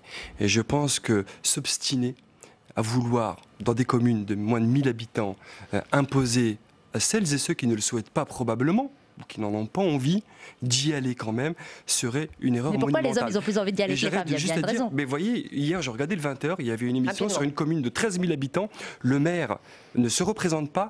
Il n'y a pas un homme ou une femme prêt à relever le défi. Et on s'arrêtera là. Merci. Merci à tous les deux d'avoir participé à ce match des idées spéciales municipales. Vous l'aurez compris. La suite d'ALPL, c'est le grand débat. On va s'arrêter sur les conséquences économiques du coronavirus. L'ampleur du choc se mesure déjà très largement en Chine. Il commence sérieusement à se faire ressentir aussi en Europe. En France, on redoute l'impact sur les petites et moyennes entreprises, soit parce qu'elles n'ont pas assez de trésorerie pour faire face, soit parce qu'elles dépendent complètement de la Chine pour leur chaîne de fabrication. C'est ce qu'a constaté Fabien Recker. Je vous invite à regarder son reportage et on ouvre le débat avec nos invités juste après. Pierre Guihu dirige une PME spécialisée dans les casques anti-bruit. Avec son équipe d'ingénieurs en acoustique, Pierre s'apprête à lancer un nouveau produit. Destiné à tous ceux qui travaillent en open space, ce casque permet de téléphoner en toute sérénité. Vous pouvez l'ajuster à la taille de votre tête, comme ceci, sur lequel vous avez 2 oreillettes, donc qui vous permettent de reproduire le son, et sur lequel vous trouvez un microphone perche qui vous permet de saisir votre voix sans aucun bruit tout autour quand vous êtes au téléphone. L'essentiel de la production, dont l'électronique, est made in France. Les casques doivent être assemblés à Saint-Malo, mais sur les 150 composants utilisés dans la fabrication, un seul provient d'Asie. Le haut-parleur est fabriqué en Chine avec un sous-traitant pour lequel on a travaillé pendant plusieurs années justement sur concevoir un haut-parleur qui est spécifique à ce casque et qui devait nous approvisionner au retour du Nouvel An chinois. Sauf qu'entre-temps, le coronavirus a interrompu la chaîne d'approvisionnement, obligeant Pierre à décaler la production. Alors aujourd'hui, ça a un impact fort puisqu'on a pris 2 mois de retard par rapport à la livraison qui était prévue sur le lancement des premiers produits. Et un deuxième impact qui est un impact risque puisqu'on n'a pas de visibilité claire au-delà de ces 2 mois de retard sur la capacité d'approvisionnement et le rythme qu'on va pouvoir suivre en production. Le prestataire chinois a repris son activité mais ne tourne qu'à effectif réduit. Un prestataire qui dépend lui-même d'autres sous-traitants chinois pour fabriquer ses haut-parleurs. Des conséquences en cascade qui illustrent notre dépendance à la Chine en matière de produits manufacturés. On voit bien qu'à partir du moment où il y a un impact très fort sur l'activité chinoise, ça a des répercussions mondiales. On a ces effets de diffusion assez rapides et puis on voit que ce poids de la Chine a augmenté au cours des années. Et donc plus la part de la Chine dans l'économie mondiale est importante, plus un impact récessif ou en tout cas une crise en Chine aura des effets importants sur l'économie mondiale. D'après la CPME, le syndicat des petites et moyennes entreprises françaises, près de 40% d'entre elles rencontrent déjà des difficultés d'approvisionnement en raison du Covid-19. Et avec nous pour le grand débat d'ALPL ce soir, Élie Cohen, bienvenue, économiste, Bonsoir. Directeur de recherche au CNRS, professeur à Sciences Po. Erwan Tison, bienvenue, économiste, Bonsoir. Directeur des études à l'Institut Sapiens. Isabelle Tisse-Saint-Jean, bienvenue, économiste, professeur à l'Université Paris 13 et secrétaire nationale du Parti Socialiste. Philippe Murer, bienvenue, vous êtes économiste et vous publiez prochainement, je le signale, Comment réaliser la transition écologique. Merci à tous les 4 d'être ici, puisqu'on sort d'un reportage de Fabien Recker sur les entreprises françaises. Je voudrais vraiment qu'on s'arrête d'abord sur le cas de la France et on dézoomera ensuite. Élie Cohen, est-ce que, oui ou non, l'heure est grave pour l'économie française à cause de ce coronavirus ? Oui, bien sûr. Je veux dire, il suffit de voir comment les prévisions économiques ont évolué au cours des dernières semaines. Il y a à peine une semaine, on disait qu'on allait avoir un impact de 1/10 de point de croissance pour la France.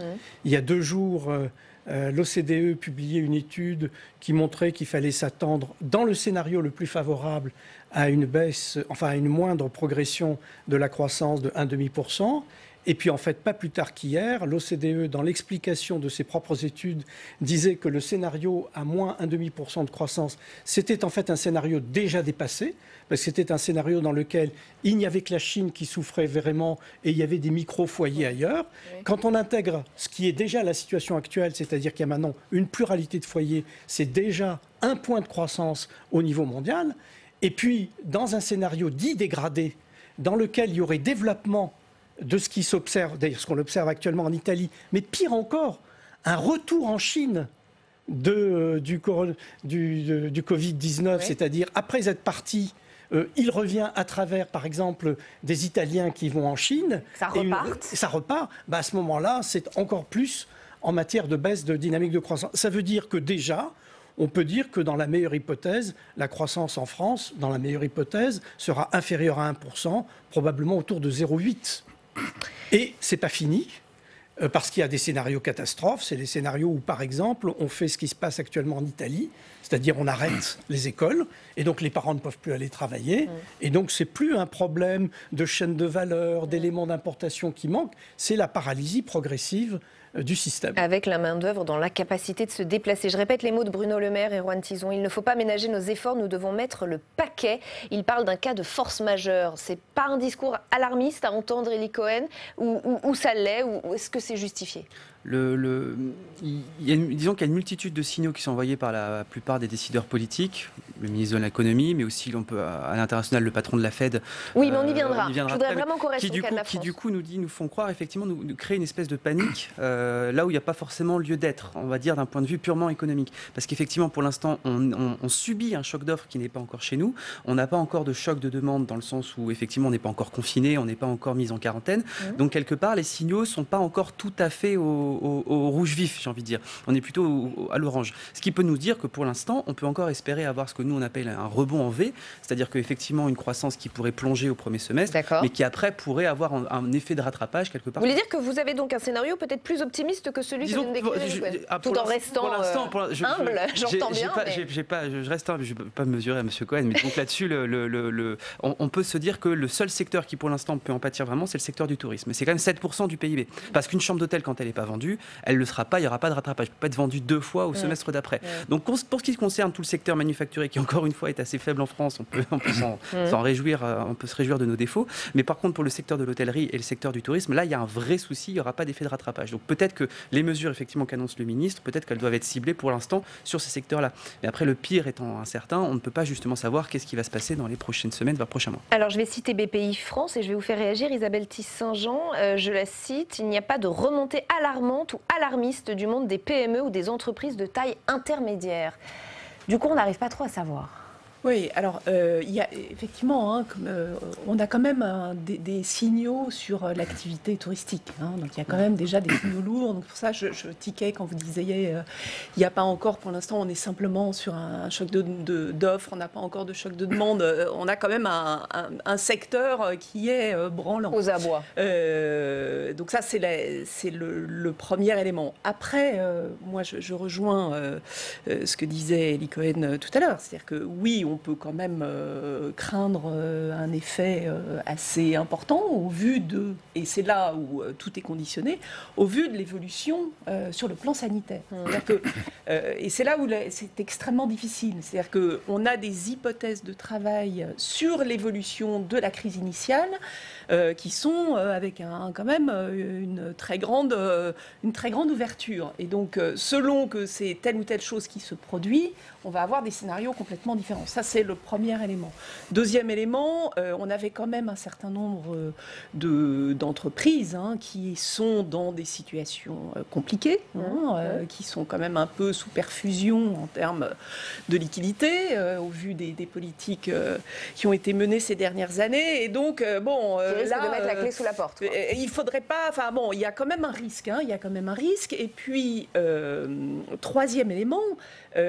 on a un impact économique donc, qui reste à déterminer, mais il y a quelque chose qui est en suspens et sur lequel on va probablement revenir, c'est l'impact financier et ce qui se passe sur les marchés financiers. Et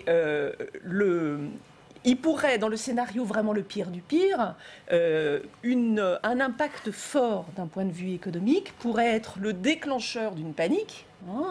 Sur les marchés financiers, à ce moment-là, on rentre dans tout à fait autre chose, mais pour l'instant, on n'en sait rien. Pas tout à fait là. On a quand même des acteurs économiques qui réagissent de manière relativement coordonnée. Vous parlez du gouvernement français ? Je parle de les banques centrales, le gouvernement français. Enfin, je veux dire, il y a quand même, même au niveau européen, alors plus ou moins rapidement et une plus mobilisation ou moins en se qui est là, laissant traîner, mais il y a quand même, on a le sentiment que on veut donner le sentiment d'une responsabilité, du fait que on a tiré un certain nombre de leçons de la crise de 2008, il faudra y revenir, et que donc on a des recettes et qu'on pourra les appliquer en cas de... Philippe Murer, j'insiste, restons vraiment sur la France. La Confédération des PME a demandé au gouvernement d'étudier la mise en place de l'état de catastrophe naturelle sanitaire, qui irait même au-delà du cas de force majeure cité par Bruno Le Maire lui-même. Qu'en pensez-vous ? Ils ont tout à fait raison. Le gouvernement Macron est prêt à contre-pied là-dessus, puisque c'est un gouvernement du tout marché et du tout libéral. Or, dans le pire des scénarios, il y a un risque de destruction des organisations humaines que sont ces entreprises et qui sont essentielles pour la croissance d'aujourd'hui, mais de demain et d'après-demain.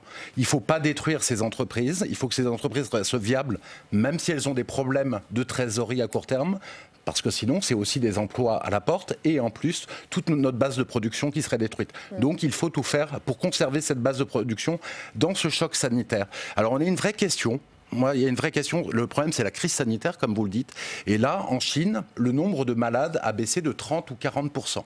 Toute la question, est-ce que c'est de l'intox ou est-ce que c'est de l'info ? Parce que le gouvernement chinois est habitué de mentir sur les statistiques. Si c'est vrai, ça veut dire que la crise pourrait durer peu de temps, 2-3 mois, s'ils y arrivent, mais il faudrait des mesures très fortes qui feraient baisser la croissance. Si c'est faux, et c'est uniquement pour relancer leur économie par rapport à leurs problèmes.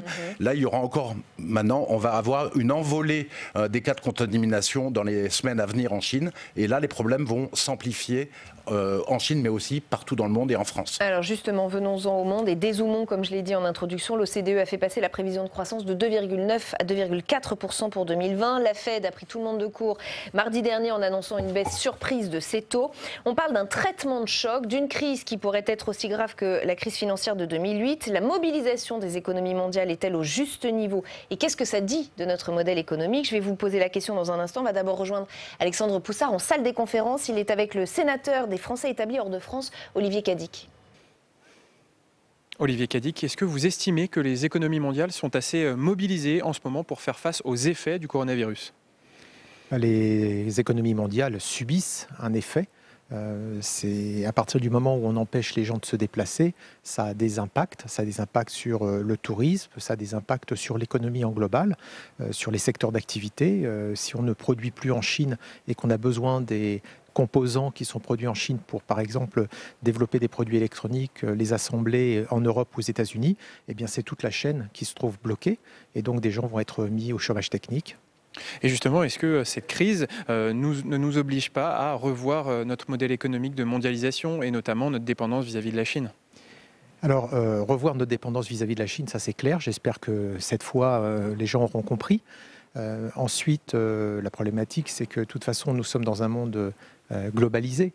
Donc, on doit pouvoir commercer quand même avec le monde entier.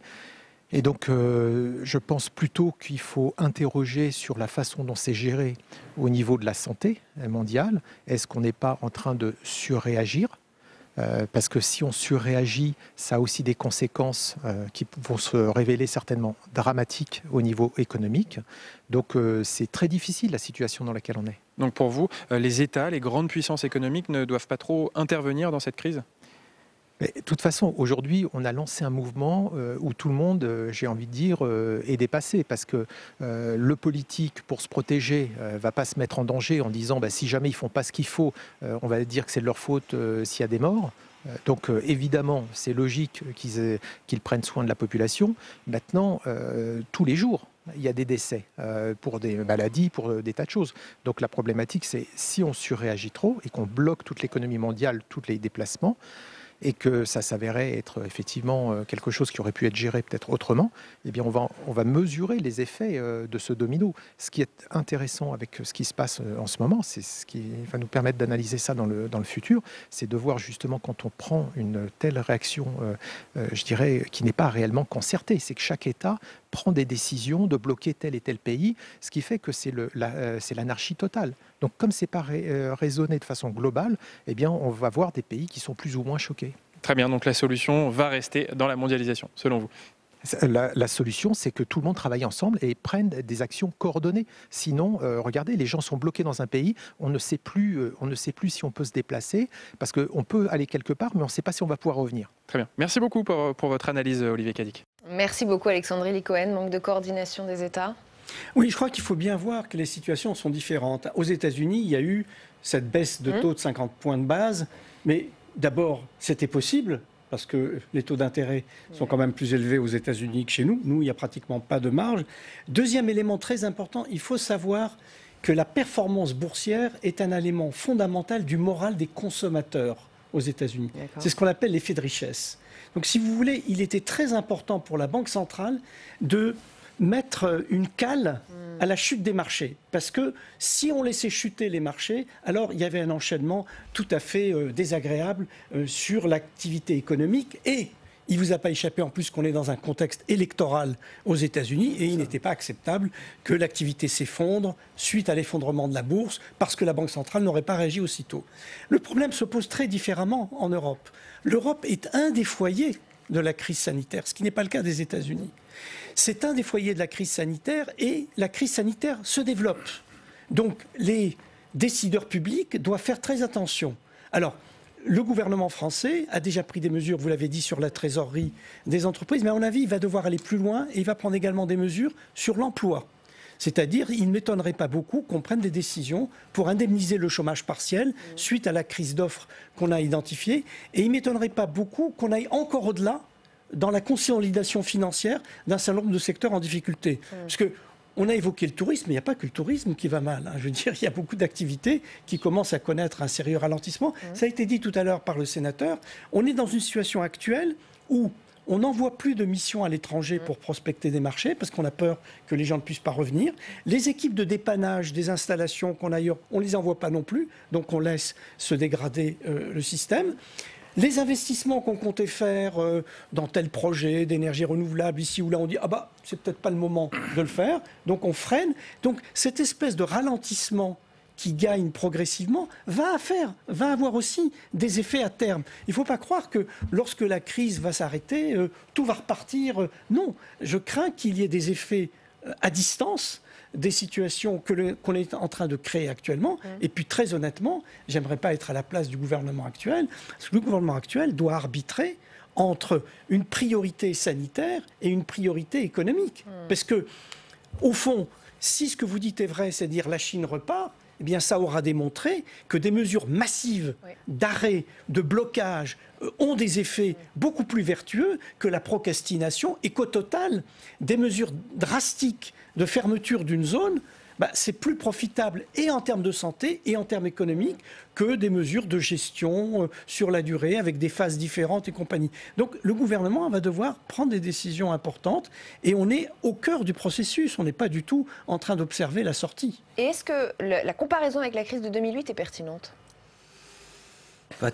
Ou c'est trop tôt pour le dire? Disons que c'est peut-être un petit peu les mêmes causes, mais c'est pas les mêmes. C'est un peu les mêmes conséquences, mais c'est pas du tout les mêmes causes. Quoi il y en a certains économistes qui pourraient vous dire qu'on assiste aussi à un dérèglement des marchés parce que ça fait plus de 2 ou 3 ans qu'en tout cas la plupart des marchés sont complètement drogués, complètement anesthésiés à l'argent gratuit et aux taux d'intérêt qui sont très bas, ce qui fait qu'en fait on a une préférence pour l'activité qui est absolument énorme. Et en fait c'est pour ça que les réponses de marché aujourd'hui, il y a qu'à regarder ce qui s'est passé hier à la Fed. Alors il faut savoir aussi que la Banque centrale, donc la Banque centrale aux États-Unis est quand même complètement afféodée aujourd'hui au président américain. La veille de la remontée des taux, Donald Trump avait demandé pourquoi la Banque centrale australienne avait changé ses taux et pas la Banque centrale américaine. Donc c'était politique, quoi. C'était complètement politique. Nous, heureusement, en Europe, on verra dans les jours qui viennent, mais on a à la tête de la Banque centrale une chouette, une personne qui se définit comme ça, donc quelqu'un d'un peu plus sage, donc qui pourrait en tout cas prendre un peu plus. Mais qu'est-ce qu'elle doit faire, l'Europe, déjà, première chose qu'il faut qu'on fasse, et je rejoins ce qui a été dit, c'est c'est qu'il faut qu'on ait une réponse coordonnée. Mais la réponse coordonnée, elle doit être à la fois, à mon avis, du point de vue budgétaire, donc une réponse coordonnée par l'Union européenne et une réponse tout simplement au niveau des différents États. Mais là où le bas blesse, c'est que tous les États n'ont même pas la même capacité de réponse, parce qu'en France, par exemple, quand vous avez une dette à 100% de votre PIB, vous n'avez pas la même capacité de réponse et d'endettement que peut l'avoir, par exemple, l'Allemagne. Donc c'est un nouveau test pour l'Europe. C'est un nouveau test pour l'Europe. Et deuxièmement, il y a le volet monétaire, là aussi, qui peut aussi être intéressant. L'un peut peut-être s'occuper de l'offre, l'autre de la demande, avec peut-être, à situation inédite, le déploiement d'outils inédits.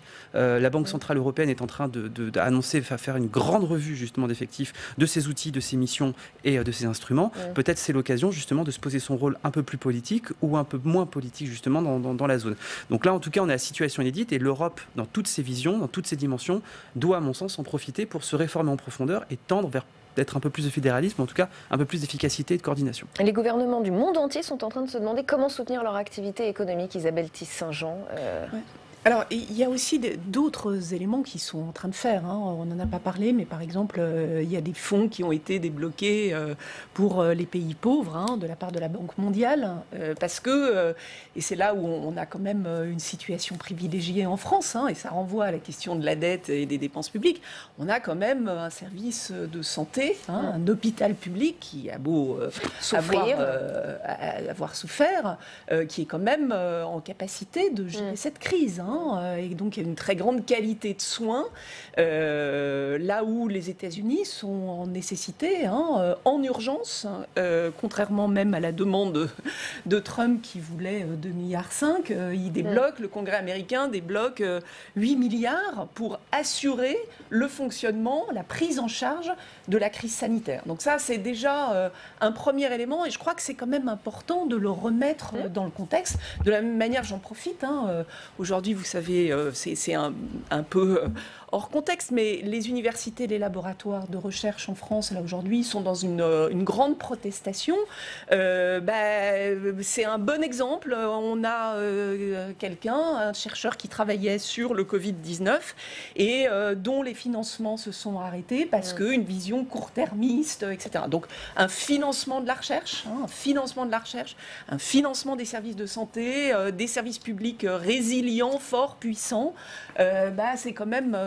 et donc un État qui s'implique, des États qui s'impliquent, qui se coordonnent. Des États qui s'impliquent, des États qui se coordonnent. Moi, je ne crois pas beaucoup à l'histoire du surendettement public de la France et au fait que, du coup, ça empêcherait une action du gouvernement en termes de politique budgétaire. Et d'ailleurs, c'est la voie qu'ils prennent. C'est même assez surprenant. Donc, on a une politique monétaire qui est menée un peu à front renversé par rapport à ce qu'on pouvait imaginer. On va même plus loin dans certains instruments qui... Bon. Mais tout ça, je veux dire, c'est normal, et c'est nécessaire. Philippe Murer. En fait, on est dans un capitalisme mondialisé, financiarisé, qui est extrêmement injuste pour les populations, notamment d'Europe occidentale, puisqu'elles ont perdu leurs emplois pour une partie de la classe ouvrière. Elles ont perdu leurs usines, ce qui a créé une faiblesse économique pour la France. Et maintenant, on a un risque d'approvisionnement. C'est aussi, ça c'est mondialisé, c'est les chaînes de production, mais c'est aussi financiarisé. Parce que la grosse angoisse, c'est la bulle et le monstre de Wall Street. Pourquoi ? En 2 secondes, en fait, comme le monde ne donne pas des salaires assez importants aux ouvriers et aux classes moyennes, les salaires ne progressent pas assez, il y a une faiblesse de la demande. Cette faiblesse est compensée par une fausse richesse, qui est l'explosion des prix des actifs. Ça peut être la hausse formidable des prix immobiliers en France, dans les grandes métropoles. Ça peut être aussi l'explosion de la bourse, dont les critères de valorisation à Wall Street sont les mêmes qu'à la veille de 1929, selon pas mal d'économistes. En fait, avec des taux bas, l'argent public, au lieu d'être créé pour l'écologie, pour développer notre système d'économie réelle, on le met dans les marchés financiers, cette planche à billets. Et là, on a un risque que le coronavirus soit une épingle qui casse la bulle. Les Américains disent « bubble everything ». Il y a des bulles partout. Et que derrière, cet effondrement crée un problème supplémentaire sur l'économie réelle et qu'on ait une boucle économie réelle, effondrement financier. Alors, il y a une réponse qui est proposée, qui est profondément scandaleuse. par Madame Janet Yellen, l'ancienne patronne de la Banque centrale américaine. Et je pense que c'est vers ça qu'on va aller. C'est des rachats d'actions par la Banque centrale américaine ou la Banque centrale européenne. Ce qui veut dire que les actifs des gens qui ont le plus d'argent, vraiment du 0 à 1%, vont être gonflés à l'hélium au lieu de gonfler l'économie réelle pour baisser le chômage. Et on voit toute l'injustice de ce modèle qu'il faut absolument revoir, qui est une catastrophe économique et aussi sociale. Et c'est une question qui se pose. Ce virus met-il à l'épreuve notre système mondialisé? La question d'un retour au local se pose en tout cas pour Bruno Le Maire. À Athènes, il y a quelques jours, le ministre de l'économie a eu cette phrase forte: l'épidémie du coronavirus est un game changer dans la mondialisation. Comprenez que ce virus change la donne, change les règles du jeu. Il a répété le même message la semaine dernière sur ce plateau, sur Public Sénat. Il a employé 2 mots-clés: souveraineté et relocalisation. Écoutez. Je pense qu'il faut tirer les conséquences de long terme de cette situation. Ça fait plusieurs mois que je dis qu'il faut que nous réfléchissions à renforcer la souveraineté économique, l'indépendance économique de notre pays, en ayant la capacité de produire un certain nombre de biens qui sont stratégiques pour notre industrie, en France ou en Europe, et pas uniquement en Chine. Nous avons décidé au G20 de suivre au jour le jour la situation de l'épidémie et ses conséquences sur l'économie. Les conséquences de court terme, la croissance, les conséquences de long terme, la nécessité de relocaliser, ça prendra bien sûr du temps, mais de relocaliser un certain nombre d'activités industrielles pour être moins dépendants de fournisseurs qui se trouvent loin de l'Europe. Élie Cohen, c'est incroyable d'entendre ça aujourd'hui. C'est un virus qui nous ferait relocaliser notre... Regardez ce qui se passe depuis 2 ans à peu près. On parle de plus en plus de mondialisation, de démondialisation et de régionalisation des chaînes de valeur. Pourquoi ? Parce qu'il y a une prise de conscience qui s'est opérée en 3 temps, je dirais. Dans un premier temps, on a vu les effets des désindustrialisations aux États-Unis, au Royaume-Uni, en termes politiques. Les effets de la localisation, la montée des partis populistes, tout ça a été bien analysé, notamment par des économistes, et tout ça a été relié à l'ouverture du marché à la Chine au début de ce siècle, en 2001, et on peut attribuer très clairement des poches de désindustrialisation aux États-Unis ou au Royaume-Uni à cet effet d'ouverture à la Chine. Donc il y a eu déjà une première réflexion sur le thème: ne sommes-nous pas allés trop loin et ne faut-il pas plutôt penser régionalisation des chaînes de valeur plutôt que globalisation des chaînes de valeur? C'est le premier élément. Deuxième élément, c'est toute la réflexion écologique. Vous savez qu'il y a un bouquin que j'aime beaucoup qui a été fait, qui s'appelle « Les voyages d'un t-shirt ». Il raconte l'histoire d'un t-shirt entre le coton qu'on va ramasser en Afrique, qu'on va tisser, puis qu'on va ensuite... Vous avez 50 voyages de ce coton avant qu'il se transforme en t-shirt, et il passe 3 fois en Chine, 4 fois au Vietnam, etc. Donc est-ce que c'est bien raisonnable de faire ces circuits, notamment en termes d'empreinte carbone? Et la traduction de tout ça, ça a été que pour la première fois, la nouvelle Commission européenne a dit Green Deal, c'est-à-dire l'Europe doit être reconstruite autour d'une exemplarité écologique. Ça, c'est le deuxième élément. Puis le troisième élément, ça a été effectivement le facteur du virus, mais le facteur du virus qui a rappelé d'autres souvenirs. Je ne sais pas si vous vous souvenez, il y avait eu le grand tremblement de terre à Taïwan qui avait fait qu'on avait interrompu les chaînes de production de composants. Et déjà, on s'était posé la question de la trop grande dépendance par rapport aux fonderies de silicium. Oui, il y a eu le discours, mais il n'y a pas eu l'action politique. Vous avez raison. Il y a eu ensuite September 11, où on s'est dit, je me souviens que mon ami Israelevich avait dit, on a inventé la taxe Al-Qaïda et ça va être un début de démondialisation parce que les chaînes de valeur, les transactions financières vont être interrompus par ces mouvements. Et puis, c'est vrai, il n'y a pas eu d'effet. Alors, je crois qu'effectivement, les temps sont mûrs. Et par exemple, la découverte qui a été faite par beaucoup de Français, par beaucoup d'Européens, que 70, 80, 90% des principes actifs des médicaments les plus courants étaient produits en Chine, ça provoque une prise de conscience. Alors, à mon avis, ça ne veut pas dire du tout que les entreprises d'elles-mêmes vont faire le choix de se démondialiser et de se régionaliser. Je crois que les États vont devoir introduire des réglementations, notamment en matière sanitaire, disant qu'il faut qu'un minimum de 50% des principes actifs soient produits sur le territoire européen. Ça veut dire que cette épidémie pourrait avoir l'effet bénéfique, et j'emploie des guillemets évidemment, Philippe Murer, de faire revenir, relocaliser notre économie et nos entreprises et nos emplois? Oui, alors moi ça m'amuse beaucoup de voir Monsieur le maire tenir un discours de Frexiteur, de parler de souveraineté économique, parce que la souveraineté économique on l'a pas, c'est l'Union européenne qui l'a, et là il tient un discours de Frexiteur. Je pense très honnêtement que c'est le même niveau d'intox qu'en 2008, quand Sarkozy, suite à la crise, a dit l'évasion fiscale, c'est fini. 10 ans après, l'évasion fiscale, c'est pire. Parce que M. Cohen a raison. Il faut qu'il y ait des décisions qui sont prises. Mais qui prend les décisions sur l'économie, sur le champ de la politique commerciale, sur le champ de la politique industrielle et de la politique financière, ce n'est pas la France. Elle n'a aucune décision. C'est l'Union européenne. Peut-être que l'Europe voudra aussi relocaliser. Et non, parce que qui a la force dans l'Union européenne aujourd'hui, c'est l'Allemagne. Or, l'Allemagne a 250 milliards d'excédents commerciaux. Oui, mais il y a un coronavirus. Oui, ce qui veut dire que c'est 8% de baisse de son PIB avec les effets d'entraînement, 15% de baisse du PIB si elle revient juste à zéro à l'équilibre commercial.